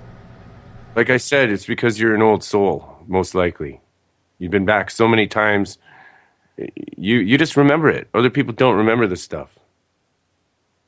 So most people don't have the capacity to remember it unless they're reminded of something like that. Some people can remember it.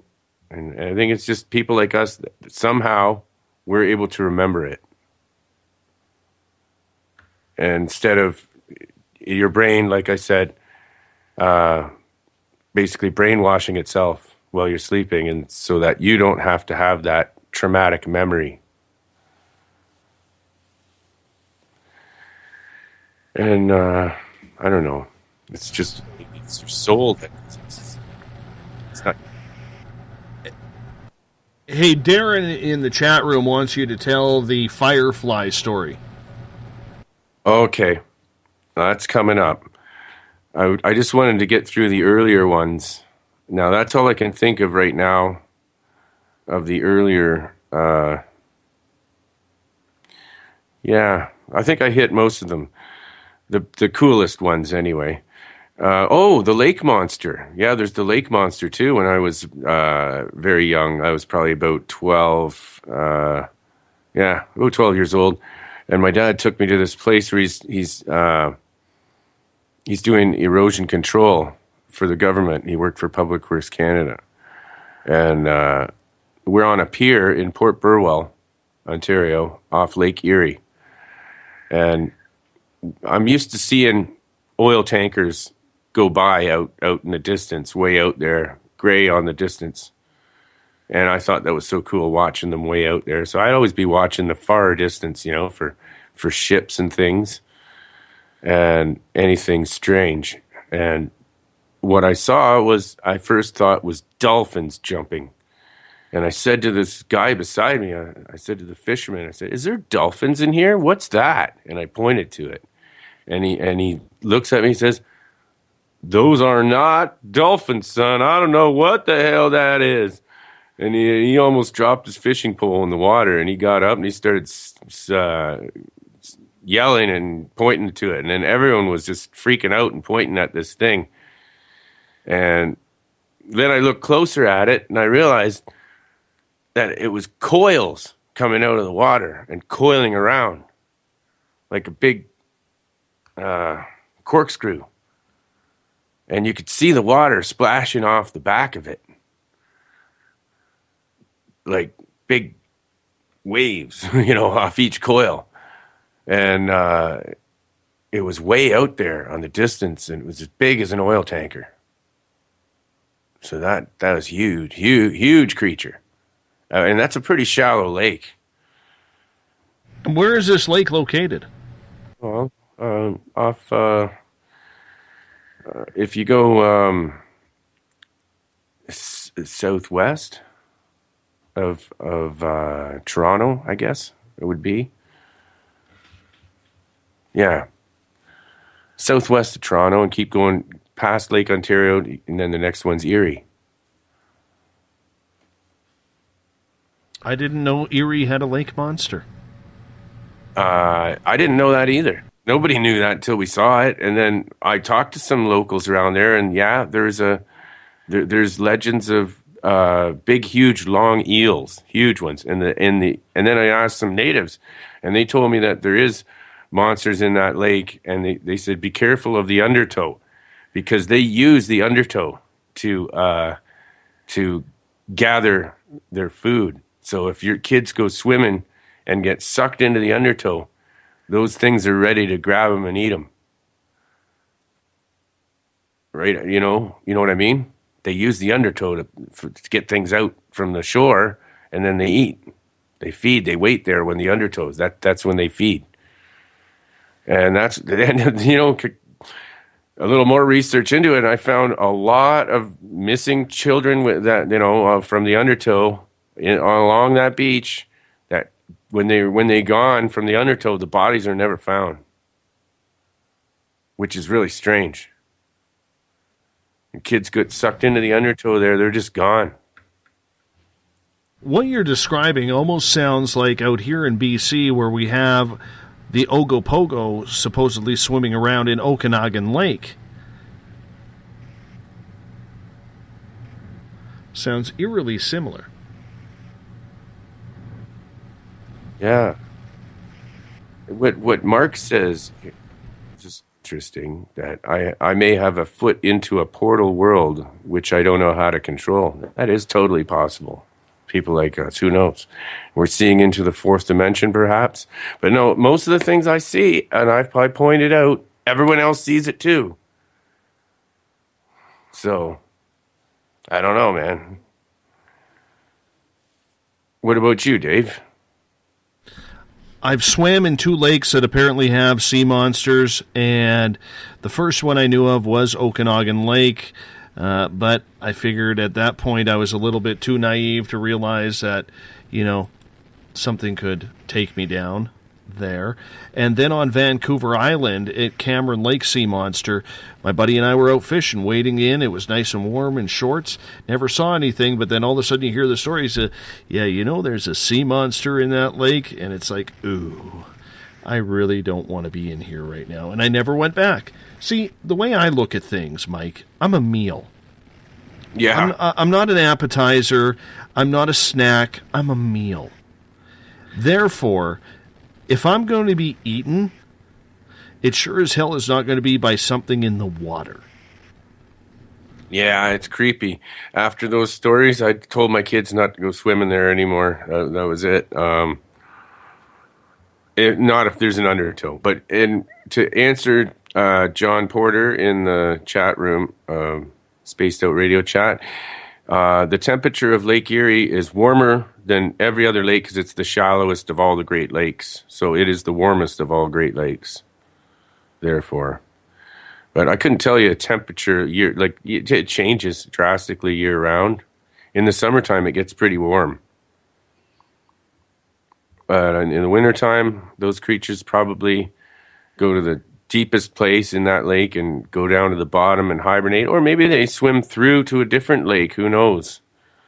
There's aquifers all over, too. They could even go through aquifers underground. And who knows? Maybe they're interdimensional. Maybe that's like Nessie. Maybe it's interdimensional creature. That what you're seeing is maybe a dinosaur. Like it's a time warp. And then it disappears. You know what I mean? Maybe a dinosaur comes through a portal for a second or opens up, and you're seeing a dinosaur for a few seconds, and then it's gone because the time warp was gone. That could be it, but nobody really knows what this is. But I tend to go with the natives, what they say, and they said don't let your kids swim in there when there's an undertow. I'd kind of go with that one because that lake monster, it looked pretty real to us. How far away from it were you? Well, I don't really know the distance, but it's like when you see a ship and it's starting to turn gray on the distance. You know what I mean? So quite a ways, because it only looked like it was maybe, if I hold it with my finger, maybe a finger's length at the most. But I would say the thing was probably like what's the size of an oil tanker? About 300-400 feet long. Yeah, that's what I would guess. At least that big. At least that big. So I don't know. There must have been a few kilometers out. At least. Because it was starting to turn gray on the distance. And you can see quite a ways on a body of water. I don't know how far I could find out how, like, my dad would actually know this information, how far out those ships travel, how far I was away. I never thought of looking into that. But I would just say it was like when ships start looking gray on the distance. So that's quite a ways out. But you could still see distinctly the coils going around and the water splashing off those coils. It was corkscrewing. So you don't think it was a submarine or anything like that? Oh, no. It was a snake-like creature that was corkscrewing through the water. And the upper coils were coming out of the water. So you could see them. You could see half the coil. Like it was half submerged. So yes, the water was pretty warm. And I think that's why it was able to float up above the water, because the water was pretty warm. It was in the middle of the summer. Okay. So what about the firefly? Okay, then, yeah, and that story starts when I was irrigating tobacco, and we stay up all night doing that to conserve water because of the heat. And so I'm up all night doing this. And my brother liked to stay up with me and come out and hang out with me while I'm irrigating. So he just lived on the farm next to me within a bike's range. So he just drove his bicycle over, and we were just talking and looking up at the stars. And then we saw this looked like a fireball thing. It looked like an orange fireball, kind of like the thing I seen come through the house. But this looked more solid and more like some kind of a craft, the way it was moving. And intelligent movements. It was stopping at one place and then would move to another place and stop. So we were already freaked out. Just that alone, like changing direction, stopping. And then it sent down this blue beam, like a zap, almost like lightning.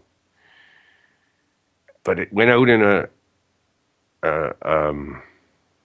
like a ray, a conical ray down at the ground, almost like a scanning field.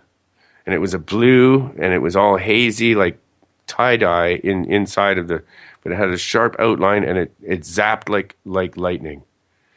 Hard to describe, but that's all the best way I can describe it. And that really freaked us out. And then the ball started moving towards us, and then it did it again, one of those zaps right in the apple orchard next to us.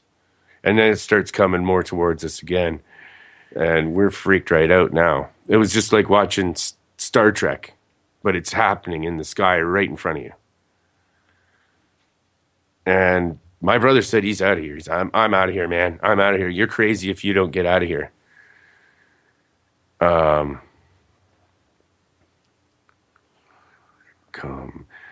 I'm not sure what that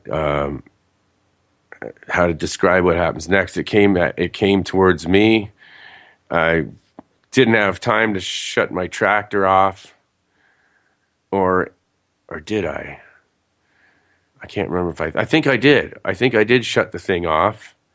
I tried to stop my irrigation and everything. And then I noticed it's getting so close, and I just jumped into this ditch beside me, pulled a bunch of branches over top me and leaves and stuff to try to hide my heat because I was terrified. I didn't want it to see me. So the next thing I knew, I woke up back in this ditch, and it was like daylight. I believe I lost 2 hours there from the time when Lawrence said he left, and from when I went back to the house. It was 2 hours missing. Yeah. No kidding. Do you have any recollection of where you went? No. Nothing. Nothing at all. I just know that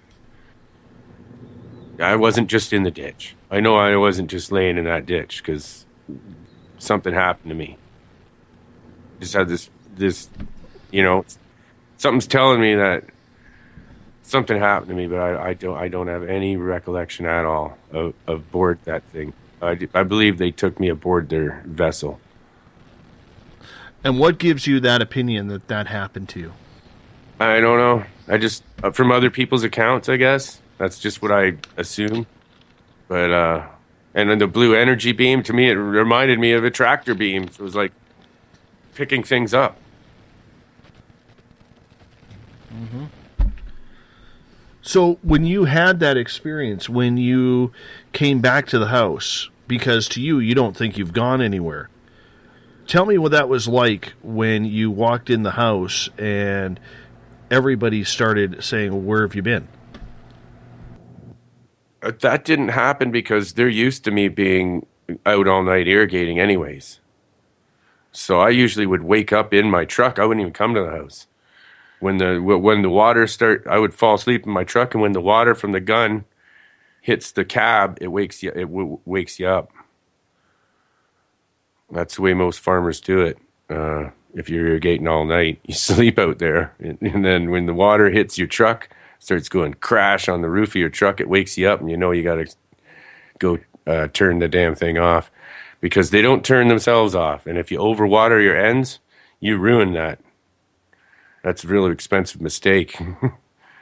So I stayed out there usually. So when I got to the house, I started freaking out and running around going, what? Something happened to me. I was just freaked right out. You know, something happened to me. And then I went straight over to my brother's house and I told him about it, what happened. He did not remember any of it until I started telling him the details of what we saw. And then he remembered. Why do you think he forgot? So I was talking earlier. Like I said, I think it just got blocked out of his memory from his own consciousness. Didn't want to accept it. Would you ever be regressed to find out what happened? That's a question from Bob in the SOR Space Travelers Club on Facebook. I was thinking about that, and then I was also warned about that. If you're going to do that, make sure that you trust the person doing it wholeheartedly, because they can really mess you up too when you're under. So that's... Well, you live near Toronto, right? Yeah. I want you to go to Leslie Mitchell Clark. Okay, Leslie Mitchell Clark is a good friend of this show's. She is a clinical hypnotherapist. She's been on this show a couple of times as she deals with ET contactees and abductees. I think she would be good for you. I could do that. That sounds like a plan. I'll do it for you, Dave. I will. I would like that. You contact Leslie Mitchell Clark. I want me to do it too. Darren wants me to do it. Darren in the chat room says, I think he was taken. I think you were taken too. I really do. I was messed with. And I've seen so many things like this. Like one time when we were just doing fireworks in... I think it was at my grandmother's backyard in Aylmer, Ontario.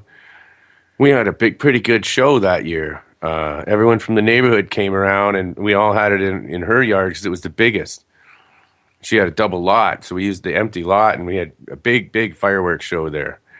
And I had this, my hair stood up on end, and I turned and looked up in the sky, and I pointed and said, everyone look right there. And all of a sudden, this thing turned its lights on. And then went boom and gone, way out of there, just right up into space. A little oval-shaped craft. But it had two lights on the front of it, just like car lights. That was the weird part. I thought was kind of strange. Wow, they used lights just like car lights, two of them, like on each side. But it was sitting there watching the fireworks with us. And when I pointed it out, it took off. So my hair still stands on end when I'm going to see something to this day. I usually know when there's going to be a sighting before it happens.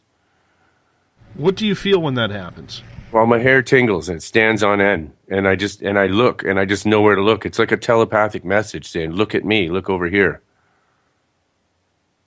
It's like they're talking to me, saying, "We're right here, we're watching you." They don't just say, "We're right here, you're all right, you'll be fine, we're watching."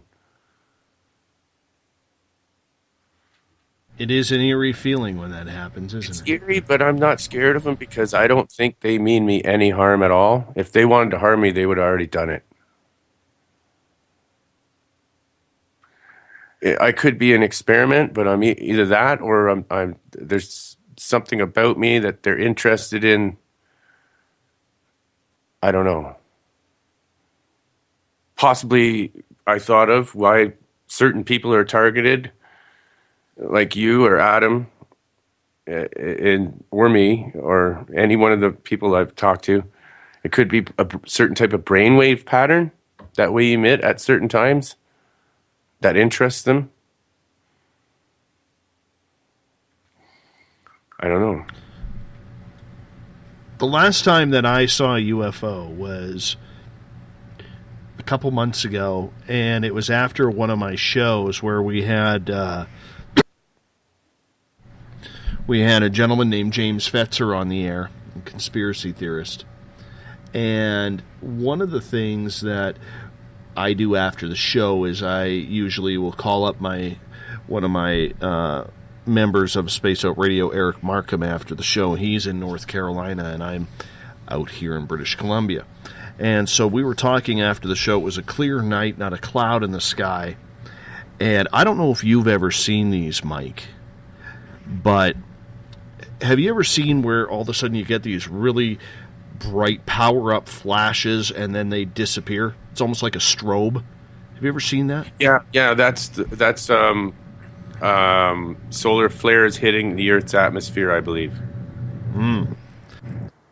I think that's what it is. I've seen that before, where it almost looked like smoke rings coming from all around and going up towards the center of the sky, and strobing like that. No smoke rings though.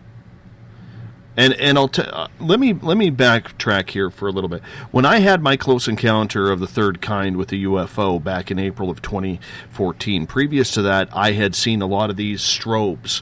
Always, my wife and I had seen them always over our house, and we always used to think, wow, that's pretty cool. Look at the sun reflecting off that satellite, so on and so forth. And when I had a UFO land, about 100... Yeah. Do you mean like it was the whole sky strobing, or just a certain area? Just like all of a sudden, when you see a satellite going across the sky, and all of a sudden it gets really, really bright and then disappears. Okay. No, I've never seen. Okay. I don't think I've seen things like that, but it usually turned out to be a meteor or something. Yeah. No. Well, anyways, when I had my UFO sighting up close and personal, right before it shut its lights off for good, it actually started strobing on the ground. And so I've learned now that if I see strobing up in the sky, obviously that is a signal to me as a UFO. So I'm on the phone with Eric, and way in the northeast, I all of a sudden see this big flash in the sky, of one of these light strobes. And I'm like, oh, man. Finally, I said, oh, hey, how you doing? I said, can you strobe for me again? Bang, it strobes again. And poor Eric, I wish you could have seen this on camera. But I said, wonderful. I said, can you strobe again? Boom, it strobes again. I said, thank you. I said, after a couple more times, I said, could you fly over my house? And this thing in the sky is probably 50, 60 miles away. I know I'm Canadian talking in miles. John is going to rip me for that on Twitter at #SpacedOutRadio. Anyways, this thing is a far distance away. Next thing I know, after I ask the question, could you fly over my house, it strobes. And then I ask, can you strobe again? There's no strobe. Can you strobe again, please? There's no strobe. Third time I ask, can you strobe again? All of a sudden it strobes, and it's closer. And then it strobes a little bit. It strobed again, and it's closer. Well, be damned, after about the 19th or 20th strobe that I saw that night, this thing comes right over my house. Now, I can't see it what it is because it's literally at satellite height. Okay? But this thing strobed right directly over my house after starting about 60 miles, 70 miles away. It was incredible. And I haven't seen a UFO since then. Previous to that, it had been a year since I had a UFO sighting.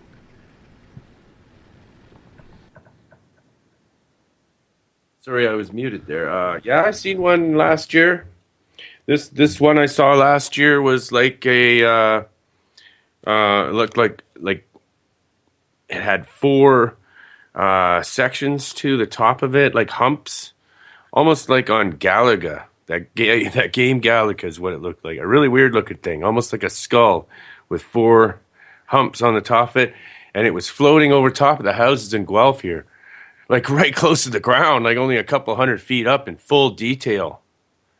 I snapped a picture of it, and it was all blurry. It didn't turn out.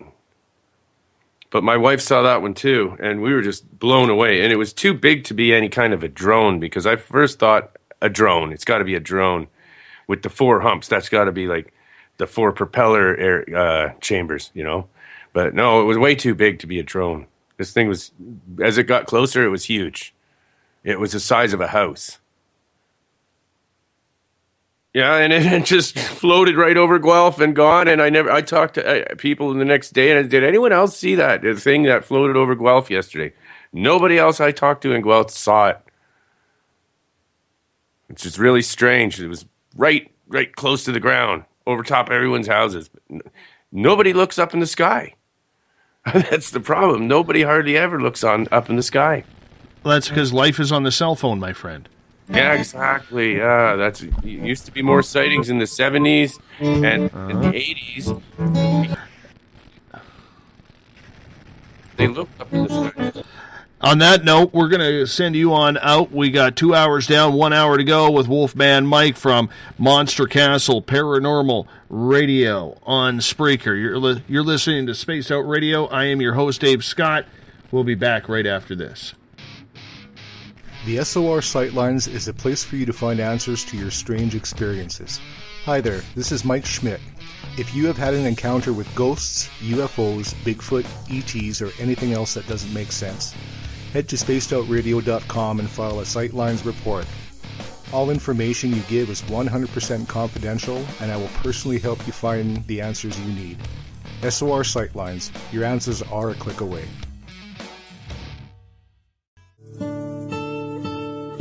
Greetings and salutations, space travelers, from the Chronicles of the Unknown team. What is Chronicles of the Unknown? I keep hearing about this thing. It's a new paranormal reality TV show based right here in beautiful British Columbia, Canada. Follow our team as we uncover claims of activity on the Caribou Gold Rush Trail. You can also follow us here every third Monday, where 2 members of our team will be available to answer your questions. We'll give you some equipment updates and some of our experiences on the road, right here on Spaced Out Radio. Hi there, I'm Butch Witkowski, lead investigator with the UFO Cop. On the final Monday of every month, you can listen to me and host Dave Scott on Spaced Out Radio's Strange Days. We're going to get to the heart of the matter when it comes to what's happening out there. People are seeing and experiencing things from ET contact to Bigfoot, and I want to hear about it. Your experiences are what we investigators need to help solve these unknown mysteries. So tune in at spacedoutradio.com to the final Monday of every month from Butch Witkowski's Strange Days. Visit purpleplates.com today. For over 40 years, the Purple Energy Plates have been delivering amazing results for their many customers. Inspired by the great genius Nikola Tesla, the harmony, healing, and energetic effects of the plates have proven over and over to be beneficial and often miraculous to thousands of customers. With their money-back guarantee and the many benefits, how can you afford not to get one? Check their site for daily specials and choose from their many energy products. You won't be sorry. Visit them today at purpleplates.com for mind, body, and spirit, and expect a miracle. This is your medium, Joanna, from Spaced Out Weekend, 2 mediums and a large. I would love it if you would come and join us with host James Tyson every other Sunday on Spaced Out Weekend. Together, we will take your calls and your questions live. Our goal is to provide you with a positive outlook on deep questions that you may have. Questions regarding love, relationships, money, or whatever else is on your mind. Come and check us out at spacedoutradio.com. Have you checked out the SOR Spacewire at spacedoutradio.com yet? Every day we post the latest stories regarding the weird, strange, and completely unbelievable. From cryptid and UFO sightings to the conspiracy world, we tackle it all. Hi there, I'm Eric Markham, Spaced Out Radio's news director for the SOR Spacewire. And if you have a story, I want to hear it. Email me at news@spacedoutradio.com. Patrolling the Pacific Northwest, we are always on the lookout for the strange and unassuming stories that real people are experiencing. Hi, I'm Vincent Zunza from Pacific North Weird. Me and Alexandra Sullivan have teamed to bring to you those odd stories that never seem to make it into the mainstream. Stories so weird that will leave you scratching your head wondering, is this real? It's as real as it gets with Pacific North Weird. You can watch our videos right here at spacedoutradio.com. Become more intimate and interactive with Spaced Out Radio. Join our Space Travelers Club with your new membership. For $5 a month, we'll provide you with special access to the website, monthly prize draws from books to psychic readings, along with monthly newsletter, private interviews, and more. Sign up today to be part of Spaced Out Radio's experience. Every month on Spaced Out Radio, we look into the deep and dark reports of cryptids roaming around the world with me, Rob Morphy, from Cryptopia.us. I would love it if you would join me and host Dave Scott as we delve into the most arcane stories and reports regarding creatures of the unknown. My job is to hunt down the details and bring the evidence forward to you. These aren't your regular Bigfoot stories I'm talking about either. You can find out more about crypto history at spacedoutradio.com. Looking for a place to advertise at a very reasonable cost? Look no further than Spaced Out Radio. SpacedOutRadio.com has an advertising tab that you can click to check out our daily, weekly, and monthly packages to play on the radio, or our website including social media. From commercial spots to banners, we have it all. Check out our competitive pricing today.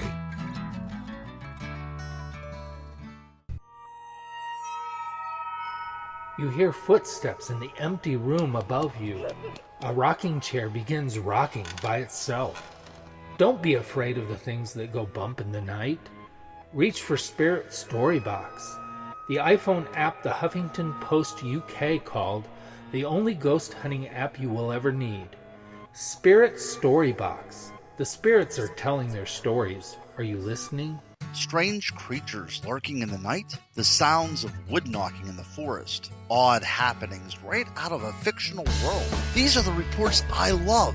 Hi there, this is author Ronald Murphy, and I would love it if you join me and Spaced Out Radio host Dave Scott the second Wednesday of every month on our journey into the unknown land of cryptozoology at spacedoutradio.com. From Mothman to Frogman and everything in between. Hey, they don't call me the crypto guru for nothing. Did you know that Spaced Out Radio runs 7 days a week? Hi, it's James Tyson from Spaced Out Weekend. Every Saturday and Sunday night, starting at 9 p.m. Pacific, midnight Eastern, you can join me and my guests for some great chatter about what's going on out in the universe, or even in that dark part of the basement you really don't want to go back into. Well, let's find the answers to your experiences together. So come on up to Uncle Jimbo's cabin on the weekend. For more information, look us up at spacedoutradio.com.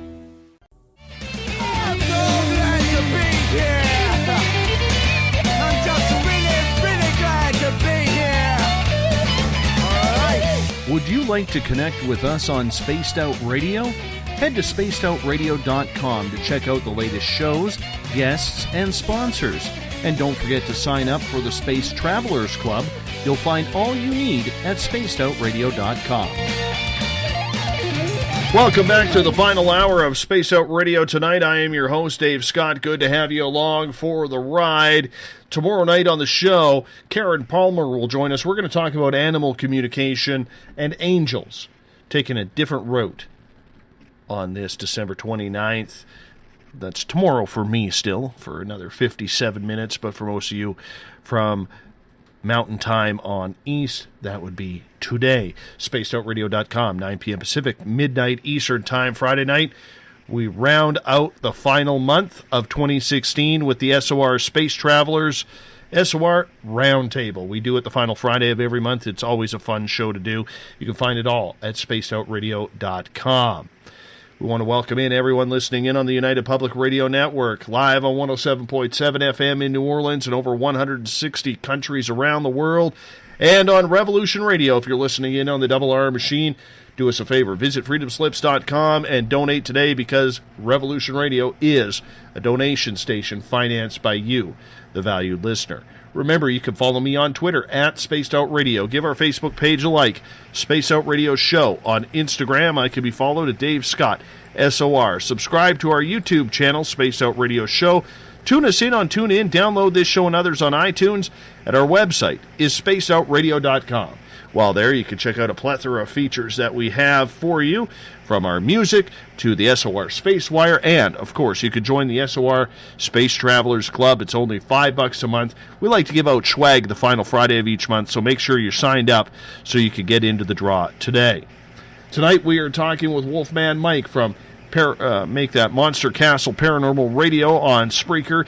He's an experiencer. He talks about experiences through comedy, humor, and that's how he deals with getting through it, because so many people have so many different ways that they deal with things.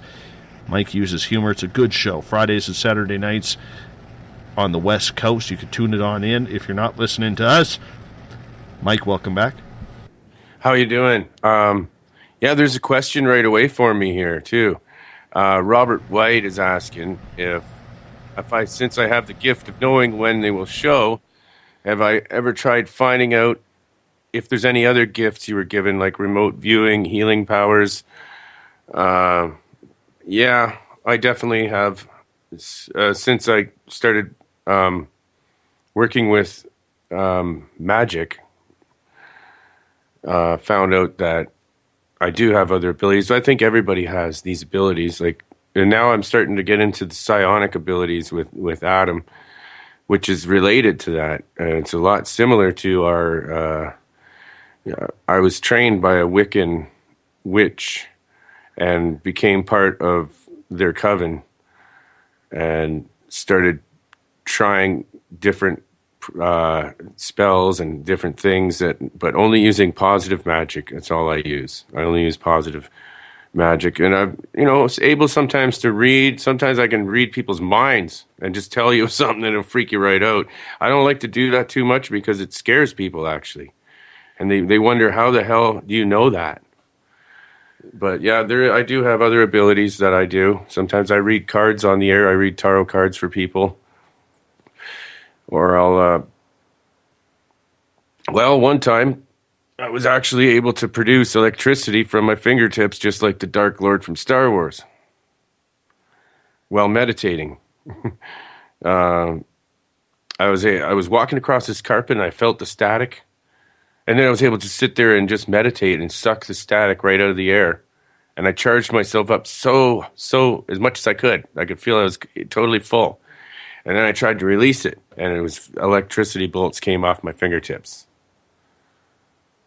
And we did this. My brother was with me again. Lawrence was with me on this one too. And first thing I hit him with it, and I sent him flying across the couch because I didn't know what I was doing. And he said, "Don't you ever do that to me again." Like, he literally went flying. It was a good thing there was a couch behind him, so he didn't get hurt. But then I said, well, let's just try this on this radio just to see whether it's real, or are we hallucinating here? Are we just really messed up? So I did it to this radio that was sitting on a freezer, and it blew up the radio pretty much, melted it. The socket, the freezer, and all the wiring going back to the fuse box was all melted and had to be replaced the next day. Wow, man. That's pretty heavy stuff. Yeah. Have you ever had that happen again? No. I've never tried to do it again, though. I've never actually tried to do that again because it actually kind of... I don't want to be dissected. Do you think then that it's an ability that you've just kind of pushed to the side, or do you think that maybe it was a one-and-done affair? Oh, no, I'm sure that everyone can do that. Everyone can do that. It's a technique I stumbled on, but I stumbled on it through hallucinogenics. Now, if I took the same drug again, which is magic mushrooms, and I tried to do that, I think I could do it again. But it was the drug that triggered it. And I'll tell you, something about hallucinogenics, like especially mushrooms, something strange about that. When you see and hear weird things and stuff, people that are not on drugs that are with you see them as well. They see it too. It's not all hallucinations. things that are happening to you sometimes when you're on this stuff is really happening. You can fade out. My brother told me he saw me fade right out of existence and then fade back in again.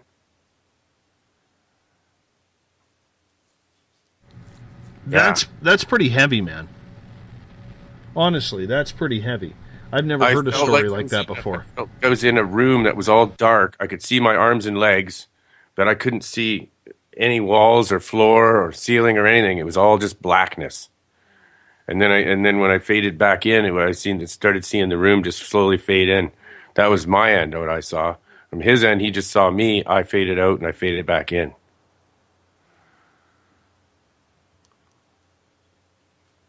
Also seen one of my other buddies put his hand right into a solid rock. This guy was a kung fu instructor, and he used to go to all these, what's his name? Patrick Flanagan conventions. And they did all kinds of wild mind experiments and stuff, and verging on the edge of reality experiments.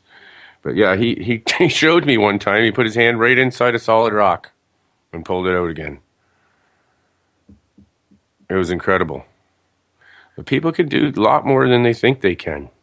So do you think it's all about the power of the mind then, rather than anything else? Because for a lot of people, we are trained that, we can't lift heavy items. We cannot put our hand through a rock. We can't telepathically communicate. Is it all mind over matter then?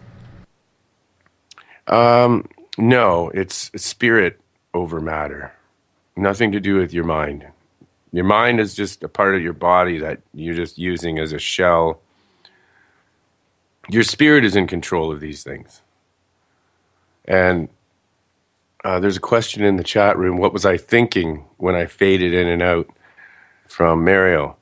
Yeah, I was hearing stuff, so I wasn't really thinking. I was more in a sensory, collage. I don't know, everything coming at me at once. So it was overwhelming. It was an overwhelming state of the senses where I could hear these really strange sounds, and it was almost like music, a bubbling, sort of eerie, psychedelic, weird sound. And I felt like something was coming. Actually, something was coming and going to show itself. And I might not like it. It was kind of scary. I was glad when I faded back in. I don't know how I did that. I didn't do that on purpose. And I don't know where I went, but I did fade in and out. It kind of goes along with Willie's theory about the whole thing being a virtual reality thing, and that may have been a glitch. Do you think you went interdimensional at that point? I would say yes. I would say I was interdimensional, definitely in another reality or a different alternate parallel zone or pocket of this reality that you can't normally see, but coincides parallel to it. Did you need the hallucinogen in mushrooms to get there, or had that happen before and you just needed to enhance it? We were just experimenting. We didn't know that any of this would happen. We didn't expect it. And no, I don't do that anymore. We just did a little bit of that way back then, and I guess maybe it was probably because it was like the first time we tried that. I don't know. But I haven't really tried it much since then to know whether I could do those things again. Some of the things that I've experienced on mushrooms, I can still do all the time. So would you call the mushrooms that you were doing almost like a gateway to opening up your spirituality? Yeah, I think that's why shaman use it too. I think that it helps to open up. That's where this stuff comes from. The natives known that for thousands of years. It opens up the world to spiritual awakening. Yeah. A lot of people today are using gateway drugs like ayahuasca or something along those lines in order to do it. But the one thing that they've always said about mushrooms is because if you get them, say, out in the wilderness, because they are a natural drug, so to speak, or natural vegetable, so to speak, that it brings you closer to what you need to do. Like, it doesn't affect your body in a negative way. It more enhances your third eye. It enhances the spirituality. Now, personally, I've never done them. I don't know. But I do know a lot of spiritual people are trying this in order to try and find that type of enlightenment or that type of experience. Is that something that you would recommend? I'm sorry, I was laughing at the chat room. What was the last question? Sorry. Well, is that something that you would recommend people to try if they want to enhance their own spirituality or open up their third eye? I'm not going to recommend taking drugs for anyone, because you better look into it first with, and feel comfortable with your body. Maybe try a little tiny bit at a time. I wouldn't recommend that at all, because, some people have bad experiences, and if you can't handle it, it's pretty shocking. Like, ayahuasca is not something that you do like for recreational drug purpose. This is a huge shock, worse than acid to your system. That, yeah, but you change, and you won't want to do drugs after the ayahuasca. You won't want to do any more drugs. But that's the big one. But if that's one of the ways that you want to, if you think you need that to help you find that, you may need that little boost, then go for it. It didn't kill me. I wouldn't recommend it though for anyone. But anyway, Moog Boy is saying to you, don't go to post-hypnotic regression therapy. The Church of Scientology has all the answers you seek. Yeah, that's what I was laughing at when I had to mute my mic when you were talking, because I read that. I was laughing so hard I had to mute my mic. Yeah, that's a good one, Moogs. Is it Moog or Moog? Because there was the old NHL goalie, Andy Moog, that was spelled M-O-O-G. He plays keyboards, so I'm pretty sure he's talking about Moog keyboards. I call it Moog. Gotcha. I think it's the keyboard, because he's a musician. So I think that's what he means, Moog Boy, like keyboard person. So let's go to the Firefly story before Let's do it. Let's get to Fireflies. Okay. This happened about... Okay, the UFO sighting encounter was in 2001. And now we're jumping way ahead. So this would probably be 2012, 2013, around there. I should have wrote the date down. You never think about it then, but you're so freaked out. Anyways, one night, and I've had other experiences with fireflies where they swirled around me in strange ways and followed me around.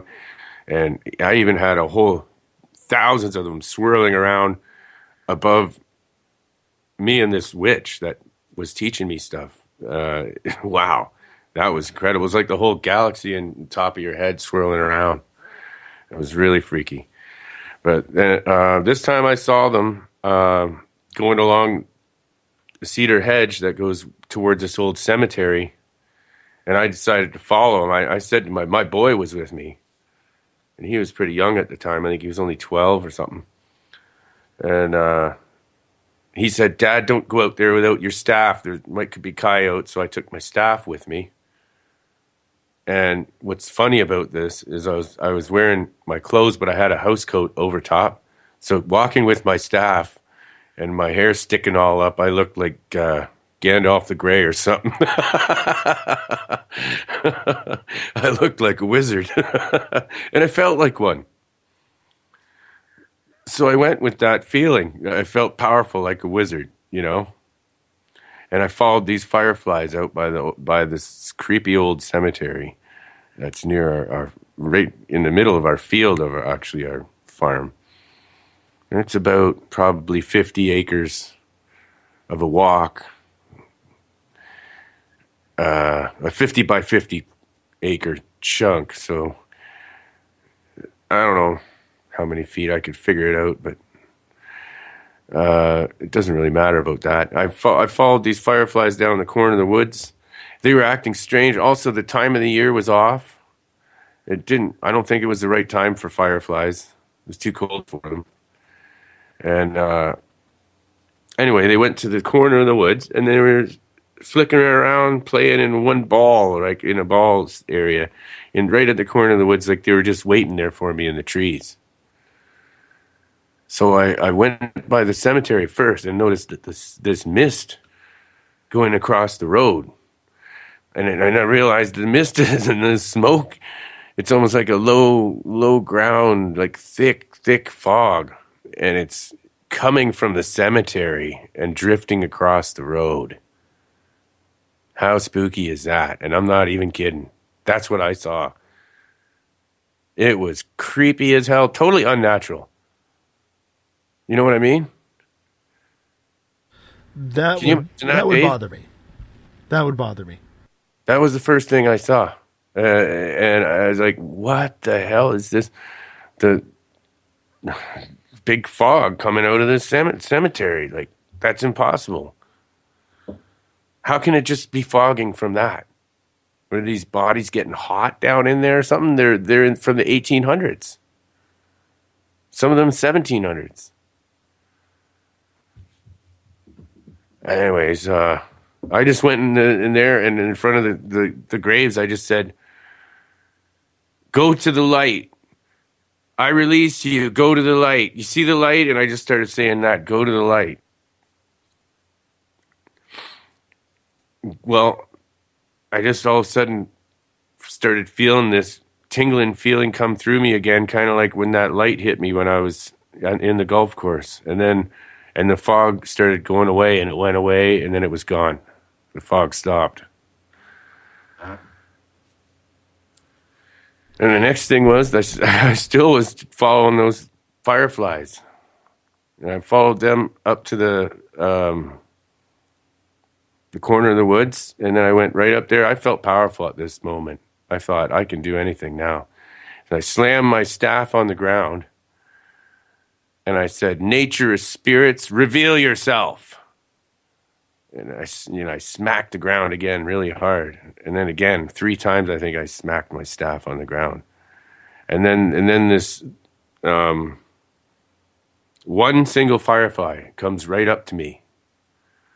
And it hovers about 3 feet, 2 feet in front of me. And then it erupts into this red ball of energy about the size of a basketball. Or more like a soccer ball, in between a basketball and a soccer ball. And it was just floating in front of me, and it looked like pinkish red, like fiery ball. And it was just floating in front of me, and I kind of felt like I should put my hand in it. But then I didn't know what would kill me or not, or what it would do, but I don't know why I felt like putting my hand into it. But on the other hand, I started getting really scared because what's this thing going to do to me? And I don't know why, and I feel so stupid for doing it, but all of a sudden I just ran away. I just ran from my brother's house. I stopped about halfway, turned around and looked, and it was still there, sitting there in the same spot. Like it was waiting to see whether I'd come back. Did you go back? No. I still regret it too. I wished I would have went back now. I went back several times to see if I could find it come back out again, but no. It's the opportunity of a lifetime, but it could have either killed me or who knows what. I don't know what it was trying to do, but if I felt like it was trying to communicate with me, but I wasn't receiving any telepathic anything. I think maybe it was scaring me away, if anything, because all I felt was pure fear. Maybe it was chasing me off. Do you think it was from this world or another world? I don't know. I think it could have been an elemental, like a sprite, what they call a will-o'-the-wisp. Or it could have been maybe a probe that came off. Oh, I forgot. When the other story there, just before my brother took off, when it was coming towards us, it released 2 other small fireballs, and they went off towards those woods, actually. So I'm almost thinking that it was a probe left behind by that thing that I saw. Possibly.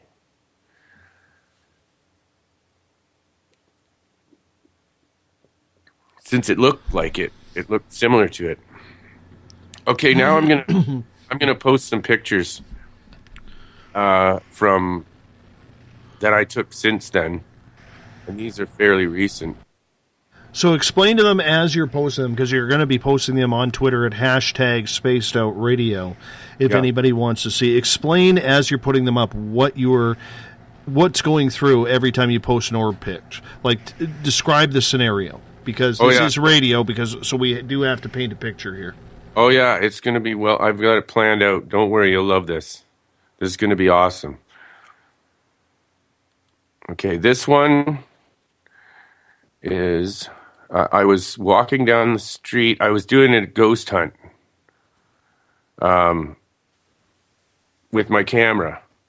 I wanted to capture something. I'll put orb 1 on it. And it almost looks like a street light, but I swear to you, it is not a street light. There's no street lights there. And if you look at it closely, there's no pole around it. It's too high up to be a car light. That thing appeared in front of me while I was walking down the sidewalk, right up to the upper left, that ball of light. And I followed it. I'm going to put another... This stuff's wild, man. I never showed this before, I don't think, on my show or anywhere. I just recently came across these pictures. I knew I had them, but I didn't know where I stored them. And I finally found them. Now, on this first one, a lot of people... Are we talking about the bright light in the first photo? Yeah. Now, a lot of people will say that is a street light. I know, but if you take a look closely, there's no pole, there's nothing, and there was no street light there. I went back to that area and looked, and there's no street light there. It's right around the corner from where I lived in an apartment. As a matter of fact, I walked over there and I looked around, and there's no street light there. And well, I saw the thing too, and I know what I was taking a picture of. It was moving around in front of me when I took that picture. I didn't think it would turn out, but it did. I caught a little bit of it. But I have another one of the same thing.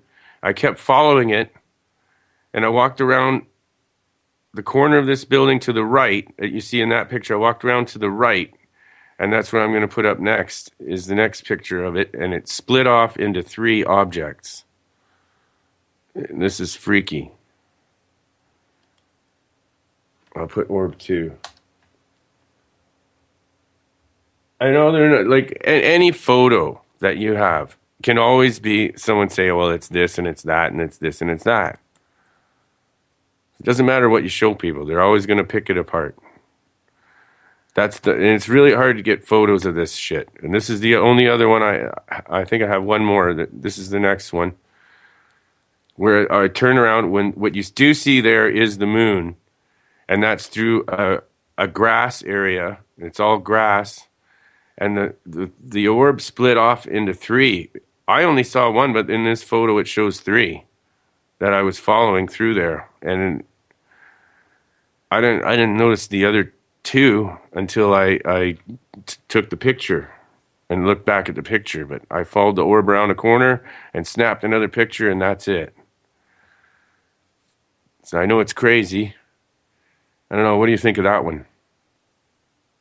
Oh, man. the middle orb on that picture, and once again to our audience, if you want to view these pictures, you have to go on Twitter, or Moog Boy is posting them in the Spaced Out Radio chat room on Spreaker. Thank you, Moog Boy. But if you want to go on Twitter at hashtag Spaced Out Radio, you can see the photos there as well. That middle one, I can tell you right now, I have seen something similar, probably within 7 feet of me. And it's amazing how quiet these orbs are.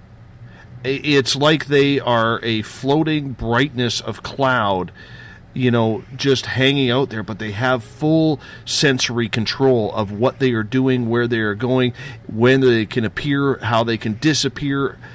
It's amazing, isn't it? Yeah, actually, there's 4 in there, and they're not in a straight line. I put a ruler on it, I remember now, and if you look, the middle, there's the big white one, and then there's 3 little ones coming off to the side.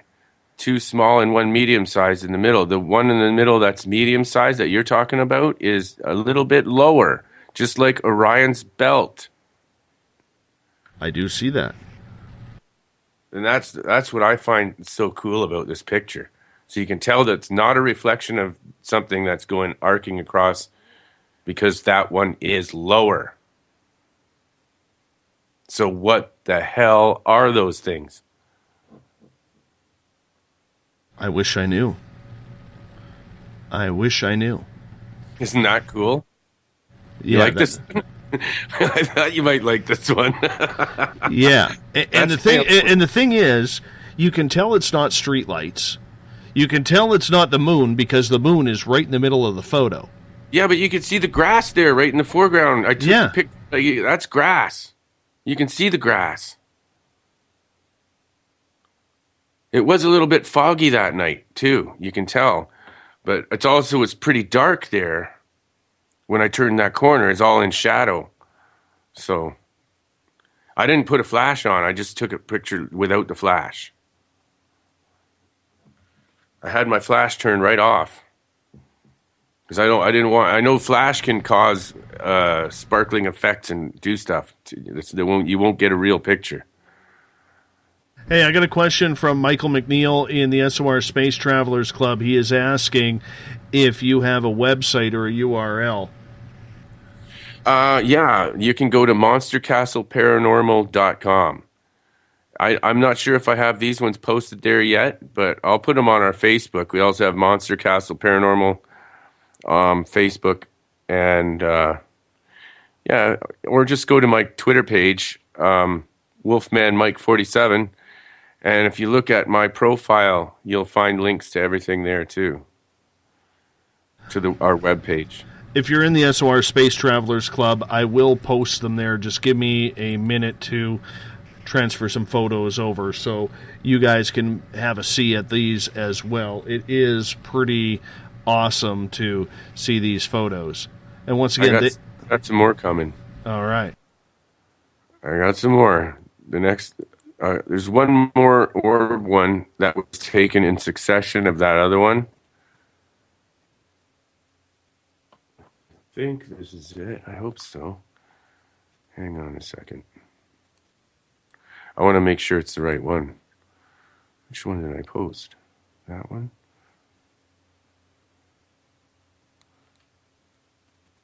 I don't know if it's this one or not. I'll try. I think it's this one. They're very close to the same thing. So I'm just gonna post this one up. It should be arriving any second there. But it's very similar to the other photo. I don't know why it's taking so long. There it goes. Yeah. And once again, if you want to view these photos, go to hashtag Spaced Out Radio on Twitter in order to view them, which would be for you to do. That way, you know us there as well. They are slightly different, those two. They are slightly different. I took snap right beside each other. I hope that's right.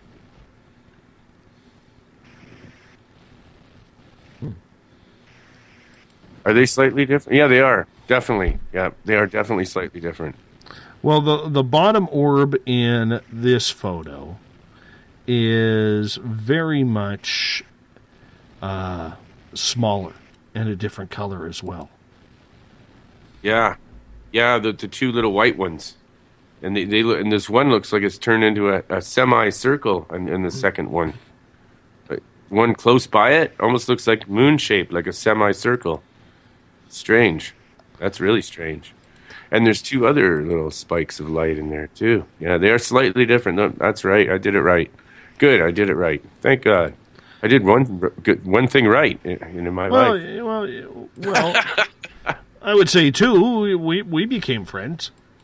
Oh yeah, that's awesome too. I love having you as a friend, man. We chat. You know, if you're pissed off, you can tell me about it, and when I'm pissed off, I tell you about it. It's the Canadian way. It's the Canadian way. That's what you do for your friends. You let loose. You give it. You know, you dump on them, and then they say that's all right. Don't worry about it. And then they dump on you, and then you just tell them it's all right. Don't worry about it. Oh, for sure, absolutely. You got that right. You got that right for sure. Have you had a lot of experiences with the orbs previous to this, or is it where it just started showing up? No, that's just like throughout my life more and more. And the more I got into it, the more I would look for these things and try to show other people so that they can see this stuff that I'm seeing. Like, come on. There's real fairies, there's gnomes, there's Bigfoot, there's goblins, there's strange rabbit creatures. I never told you about that one yet. Yeah, we got to get into the rabbit creature. Yeah. Okay, since I've done that one. Yeah. Okay. So this was, by that mountain where I saw the gnome, and it was in the town, but this was recently. This was like probably 2014, around there. It was around Halloween. It was kind of a chilly, misty night. It was about 3 a.m. I was walking back from a friend's house over top of this bridge where a culvert runs through that's got a fast-moving creek that runs through there. It's all encased in cement because it's in the city. So, anyways, that's about probably, I'd say 15, 20 feet down to the bottom of that thing. But something jumped out of there and landed in front of me. And I would say it had to jump 20, 25 feet. Or I don't know how it did this. Something jumped out of there and landed in front of me. And it looked like a big black rabbit. It was rabid-looking, short-haired, no tail, mangy black fur, all wet. Really dense-looking muscles on it and skinny. I could see the ribs on it, but it looked tough as hell, and it big long ears like a rabbit, about the size of a wolf, and it just took off like a rabbit, hopping like a really big, huge rabbit. I don't know if it was 4 or 6 feet tall. It was huge. It was about, yeah. When it hopped, its head came up to my level. And it went so fast, I'd say it covered about a good half a mile in about 2-3 seconds. Gone. And I looked at the wet paw prints on the ground in front of me, and they had the shape of rabbit prints, but huge. Way further apart. That almost sounds like some nuclear experiment gone wrong. Especially coming out of almost like a sewer, because that is almost like a sewer, that creek. And how long did you view this for? Well, it all happened probably in about 5 seconds. Don't you hate that? Don't you hate that? It knew that I was there. I was scared, I think, but it was scared too. When it jumped out in front of me, it didn't expect someone to be there. But then again, too, I kind of felt like it was some kind of a creepy demon creature.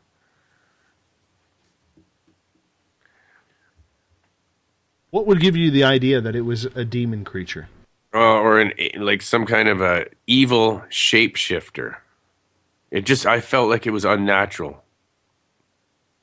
Well, looking at it, it looked totally unnatural. It did not look natural.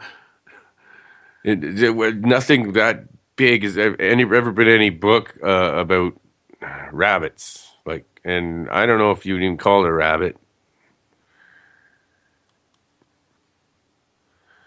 I don't know what you would call that damn thing. And how tall and big was this again, if you were to measure it out?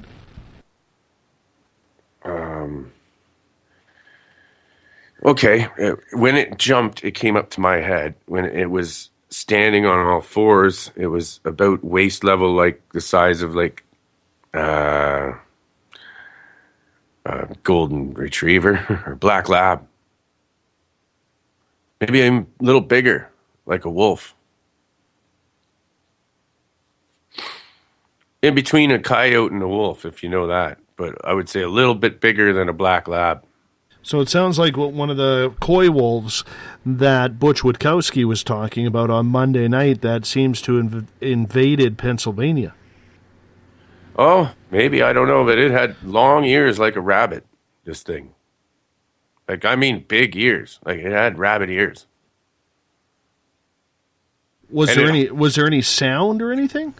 Oh, yeah. I heard its nails scraping on just the way rabbits' nails scrape when they jump and run on cement. Yeah, you could hear it grinding into the cement. And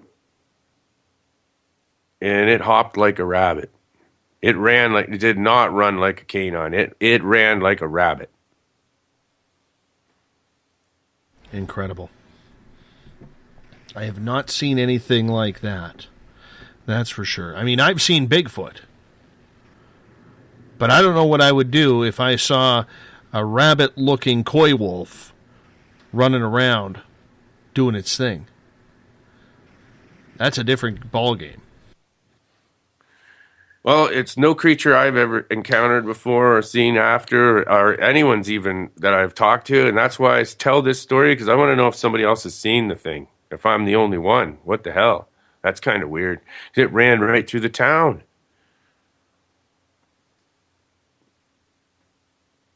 But of course, if you're inside your house looking out your window and you saw that, you would just probably think it was a dog running by, you know.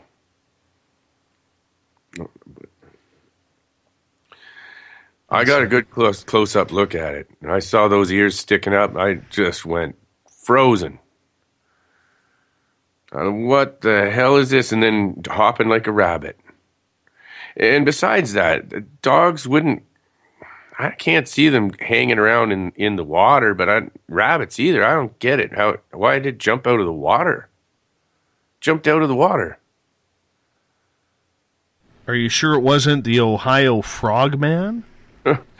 No, dude. It was, I don't know what it was. You could almost call it a swamp creature because it was all wet and freaky looking. You know? It almost looked like it had black oil all over it. Were you on anything when you had that sighting? No, not at all. Nope. I was sober and everything because I had to stay sober for a girl I was seeing at the time. She didn't like me doing anything like that. I was coming back from her house. I was totally sober. Wow. How many UFOs have you seen? I couldn't even tell you. Couldn't even tell you that. Seen so many, it's ridiculous. One of the ones I saw recently, I heard a boom, and I heard those sounds, scraping sounds from the sky, like Linda Moult Howe talks about. and it sounded like it was coming. Music was coming from the center of the sky. At first, I thought it was this train squeaking in the distance. How it does that with the brakes, when you hear that. Yes. At first, I thought it was that until I heard that it had a cadence and it was musical, and it was making music. As a musician, I picked up on this right away. That's intelligently designed sound. That is not random brake sounds. So I came out of the garage, and it was really early in the morning. The town was quiet as hell. No wind, nothing. Nobody was out. And the sound seemed to be coming straight from the middle of the sky. So actually, I did record a little bit of that. I don't think I can pull it up. You know what's funny? You mentioned that. About 10 minutes before showtime, Eric Cooper out of Forest Moon Paranormal in Concrete, Washington, actually sent me a Facebook message saying that there was trumpeting or vibrating sounds happening all over his town that day. And that was today. Wow. Yeah. Let me pull it up here, and I'll get that for you, and I'll read exactly what he said here, because I think this is interesting. He said, we have a strange issue going on here with a vibrational humming sound stretching 20 miles from Concrete up to Marble Mount. Wondering if it's coming from Sauk Mountain. Have had 5 reports on it from different people in completely different areas who don't know each other and describe the same damn thing. Have told folks to get a recording so I can enhance it through some software and have them tracking time and date and weather, etc. Also curious if a compass would go wonky at the same time. And then I posted, that's awfully weird. And then he posts, damn, just had someone post a 6th sighting or hearing on that now. So those sounds are happening, and they're happening north of me as well, where I am in British Columbia. Right on. Well, there is fault zones around there, right, too? Dave? Yeah, more so though when you get closer to the ocean. Like where I am inland, we wouldn't really get it. We just wouldn't. It's more so towards the Pacific Ocean, around Vancouver, north, and of course all the way down towards the California coast, Mexico, and so on and so forth. So it's curious to see if these are plates shifting that is causing these sounds. But I mean, if it was plate shifting, you would hear the scratching, the rumbling, almost like an earthquake. But to hear humming sounds, that's odd. Okay. Yeah, that's similar to what I heard then. I believe that is very similar to what I heard. So anyway, I can't pull it up right now because we don't have much time left, do we? We have about 10 minutes. Lucky you. We have 10 minutes. And it's not very good. I caught the tail end of it, and you got to crank it up, and it's really hard to hear. But I wish I could have. But I tried recording. I got a little bit of it. But anyways, maybe one day I'll catch a better sample of that. I have one more picture I'm going to put up. I'm calling it Strange Mist, and this was taken indoors of something I saw, and when I was walking around inside the apartment that I knew was haunted, and I was trying to capture something, and that was just taken indoors, no flash, of something that I felt was in front of me. And it's pretty cool too. Trip is asking in the Space Out Radio chat room on Spreaker, is it like the infamous sonic booms? Orange orbs were seen in San Francisco Bay today as well.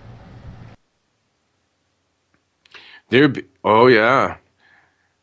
Yeah, that's exactly what we're talking about. Those infamous, not sonic, well, they're beyond sonic booms. They're making music.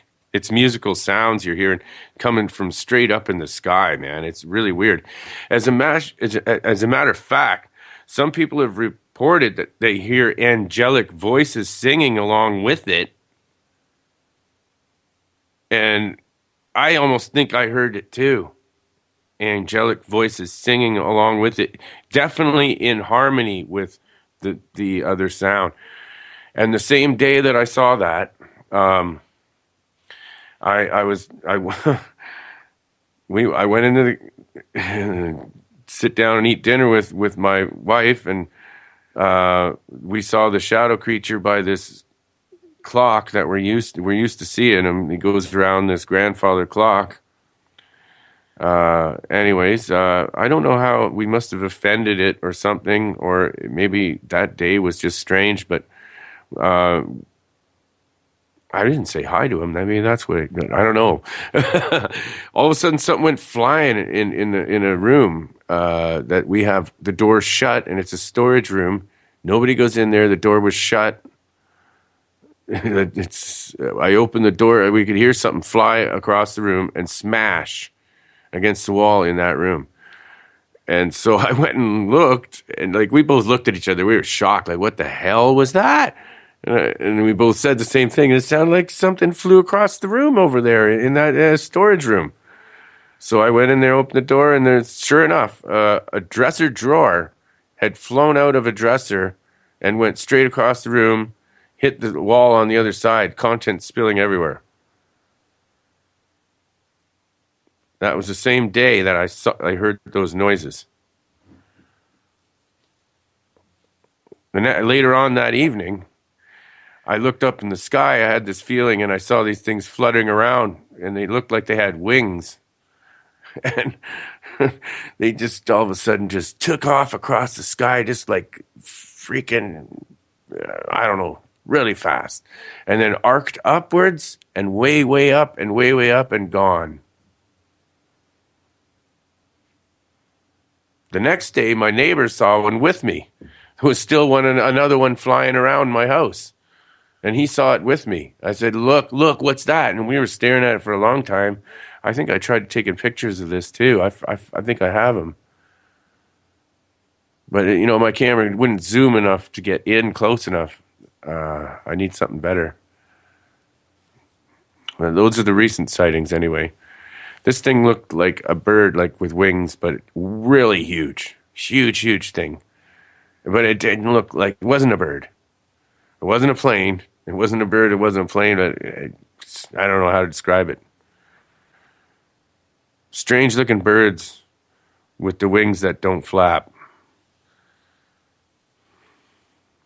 We only got about 6 minutes left here, 5 minutes left in the program. I'm curious, because you're a dad, are you not? Oh, yeah. Do your kids have experiences? Not so far that they've shared with me, except my one boy, the youngest, he's scared of this stuff.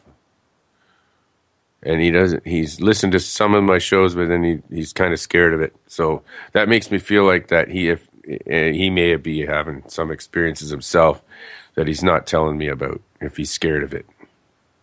My wife just caught my little guy in the last 6 weeks. My little guy is 3.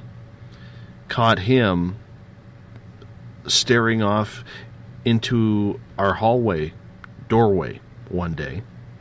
And when my wife looked over, there was a purplish bluish haze with a pair of gray eyes standing there in the doorway in a spiritual form. And my little guy was standing right with it. Or not right with it, but staring at it, pardon me. And then a couple weeks previous to that, my wife went to visit a friend of hers up north a couple hours away, and he was playing toys upstairs, and he came back downstairs and was telling my wife and her friend about the old man upstairs, how he was hanging with the old man upstairs. And my wife's friend Dawn, she actually has run into the old man upstairs as well. Oh, boy. Yes. He's a gifted little one. Well, that's cool. That's kind of like when I was a kid, so watch out for him. Yeah, definitely keep an eye on that one. Listen to everything he tells you. Yeah. For sure. For sure. You have to, man. You have to. You know. Yeah, the one that's interested in most is my youngest, but they're all interested in it, but I don't know. You don't know. I hope they're leaving them alone. I do. I hate the thought of them going after my kids. Well, I know my little guy has been taken twice, and my wife went with him on both. He hasn't been taken since he was about 18 months old, and I've had this confirmed by a couple of psychics, as well as a gentleman named Barry Strom, who channels an extraterrestrial being off of a spirit board that he uses. And all three of them have said that he's only been taken twice, and he is not going to be taken anymore, which is good. I guess they're done with him. At least you hope. Oh, I hope so. Well, it's like one of the people in Twitter said, we don't know what their intentions really are, and some people are very skeptical whether they're good intentions or bad intentions, and I can't tell you that. You can't really tell us. Nobody really knows what their intentions are. They're way above us than in their development as a civilization, whoever these people are, wherever they come from. They're way beyond us. Well, it's funny. Darren said maybe he was given a health check in the Spaced Out Radio chat room on Spreaker, and that's exactly what it was. Is when he was taken at 18 months, my wife actually recalls asking them, whoever they are, why are you having him on this table? And they literally said, we're making sure if he's healthy or not. And they said he was healthy as anything. So it's weird that they were giving him some sort of health check, and thank you for reminding me of that, Darren. I appreciate that. Wow, I'm getting a lot of compliments on Twitter. Thanks, everybody. Thanks, Quantez, and all the new listeners I have and new followers. Yeah, it's well-deserved, man. Well-deserved. When you open up. Thank you, Dave, for letting me come on and plug my show a little bit. Tell everybody when your show is on. I know you're competing against me on Friday and Saturday night, and every Friday, Saturday, we got to drop the gloves. Oh, it's not a competition, Dave. You always win. You know it. Oh, I don't know. We're on Fridays and Saturdays at midnight, same time as Dave. That may change. Because some of the listeners don't know where to go because they want to hear me and you. And I didn't realize that your show even existed when I started mine. So it was never on purpose that I didn't tailor it this way. But that's where my listeners wanted me on. That's what the time they wanted to hear it. Well, I think you got a good show, buddy. You keep up the good work on Spreaker, Monster Castle Paranormal Radio. Mike, you hold on. I got to wrap this thing up here. All right. Thanks again, everyone. And you can check me out on Twitter. Look up Wolfman Mike 47. Go to my profile or go to monstercastleparanormal.com. All right. Wolfman Mike from monstercastleparanormal.com. If you're listening in on the Spaced Out Radio side, you are rocking out to Ron Bumblefoot Thal, our resident guitar god, formerly of Guns N' Roses, officially of Art of Anarchy. Mr. Bumblefoot brings us in and takes us home every single episode of SOR, 7 days a week, 9 p.m. Pacific, midnight Eastern Time. Tomorrow night on the show, Karen Palmer will join us. We're going to talk about animal communication, angels, and so much more. It's going to be a hell of a fun show tomorrow night. If you want to catch this past episode or others, go to our YouTube channel, Space Out Radio Show. Tune us in on TuneIn. Download this show and others on iTunes as well. We're spreading the word. Everyone who was new tonight, you know who you are. I want to say thank you for giving us an opportunity. And Russell Breeding, you have one hell of a goatee. I'm always proud to mention good facial hair on this show. I'm always up for a good beard. Never go wrong with that. Everyone, thank you so much for tuning in. Appreciate you taking the time. We're going to do this in exactly 21 hours from now. I hope you do me a favor. Show up tomorrow night. We'll have some more fun. And spread the word. Tell a friend. That's how we're going to grow this. Me, you, the Spaced Out Radio Space Travelers. Let's do it together. Have a good one. Good night.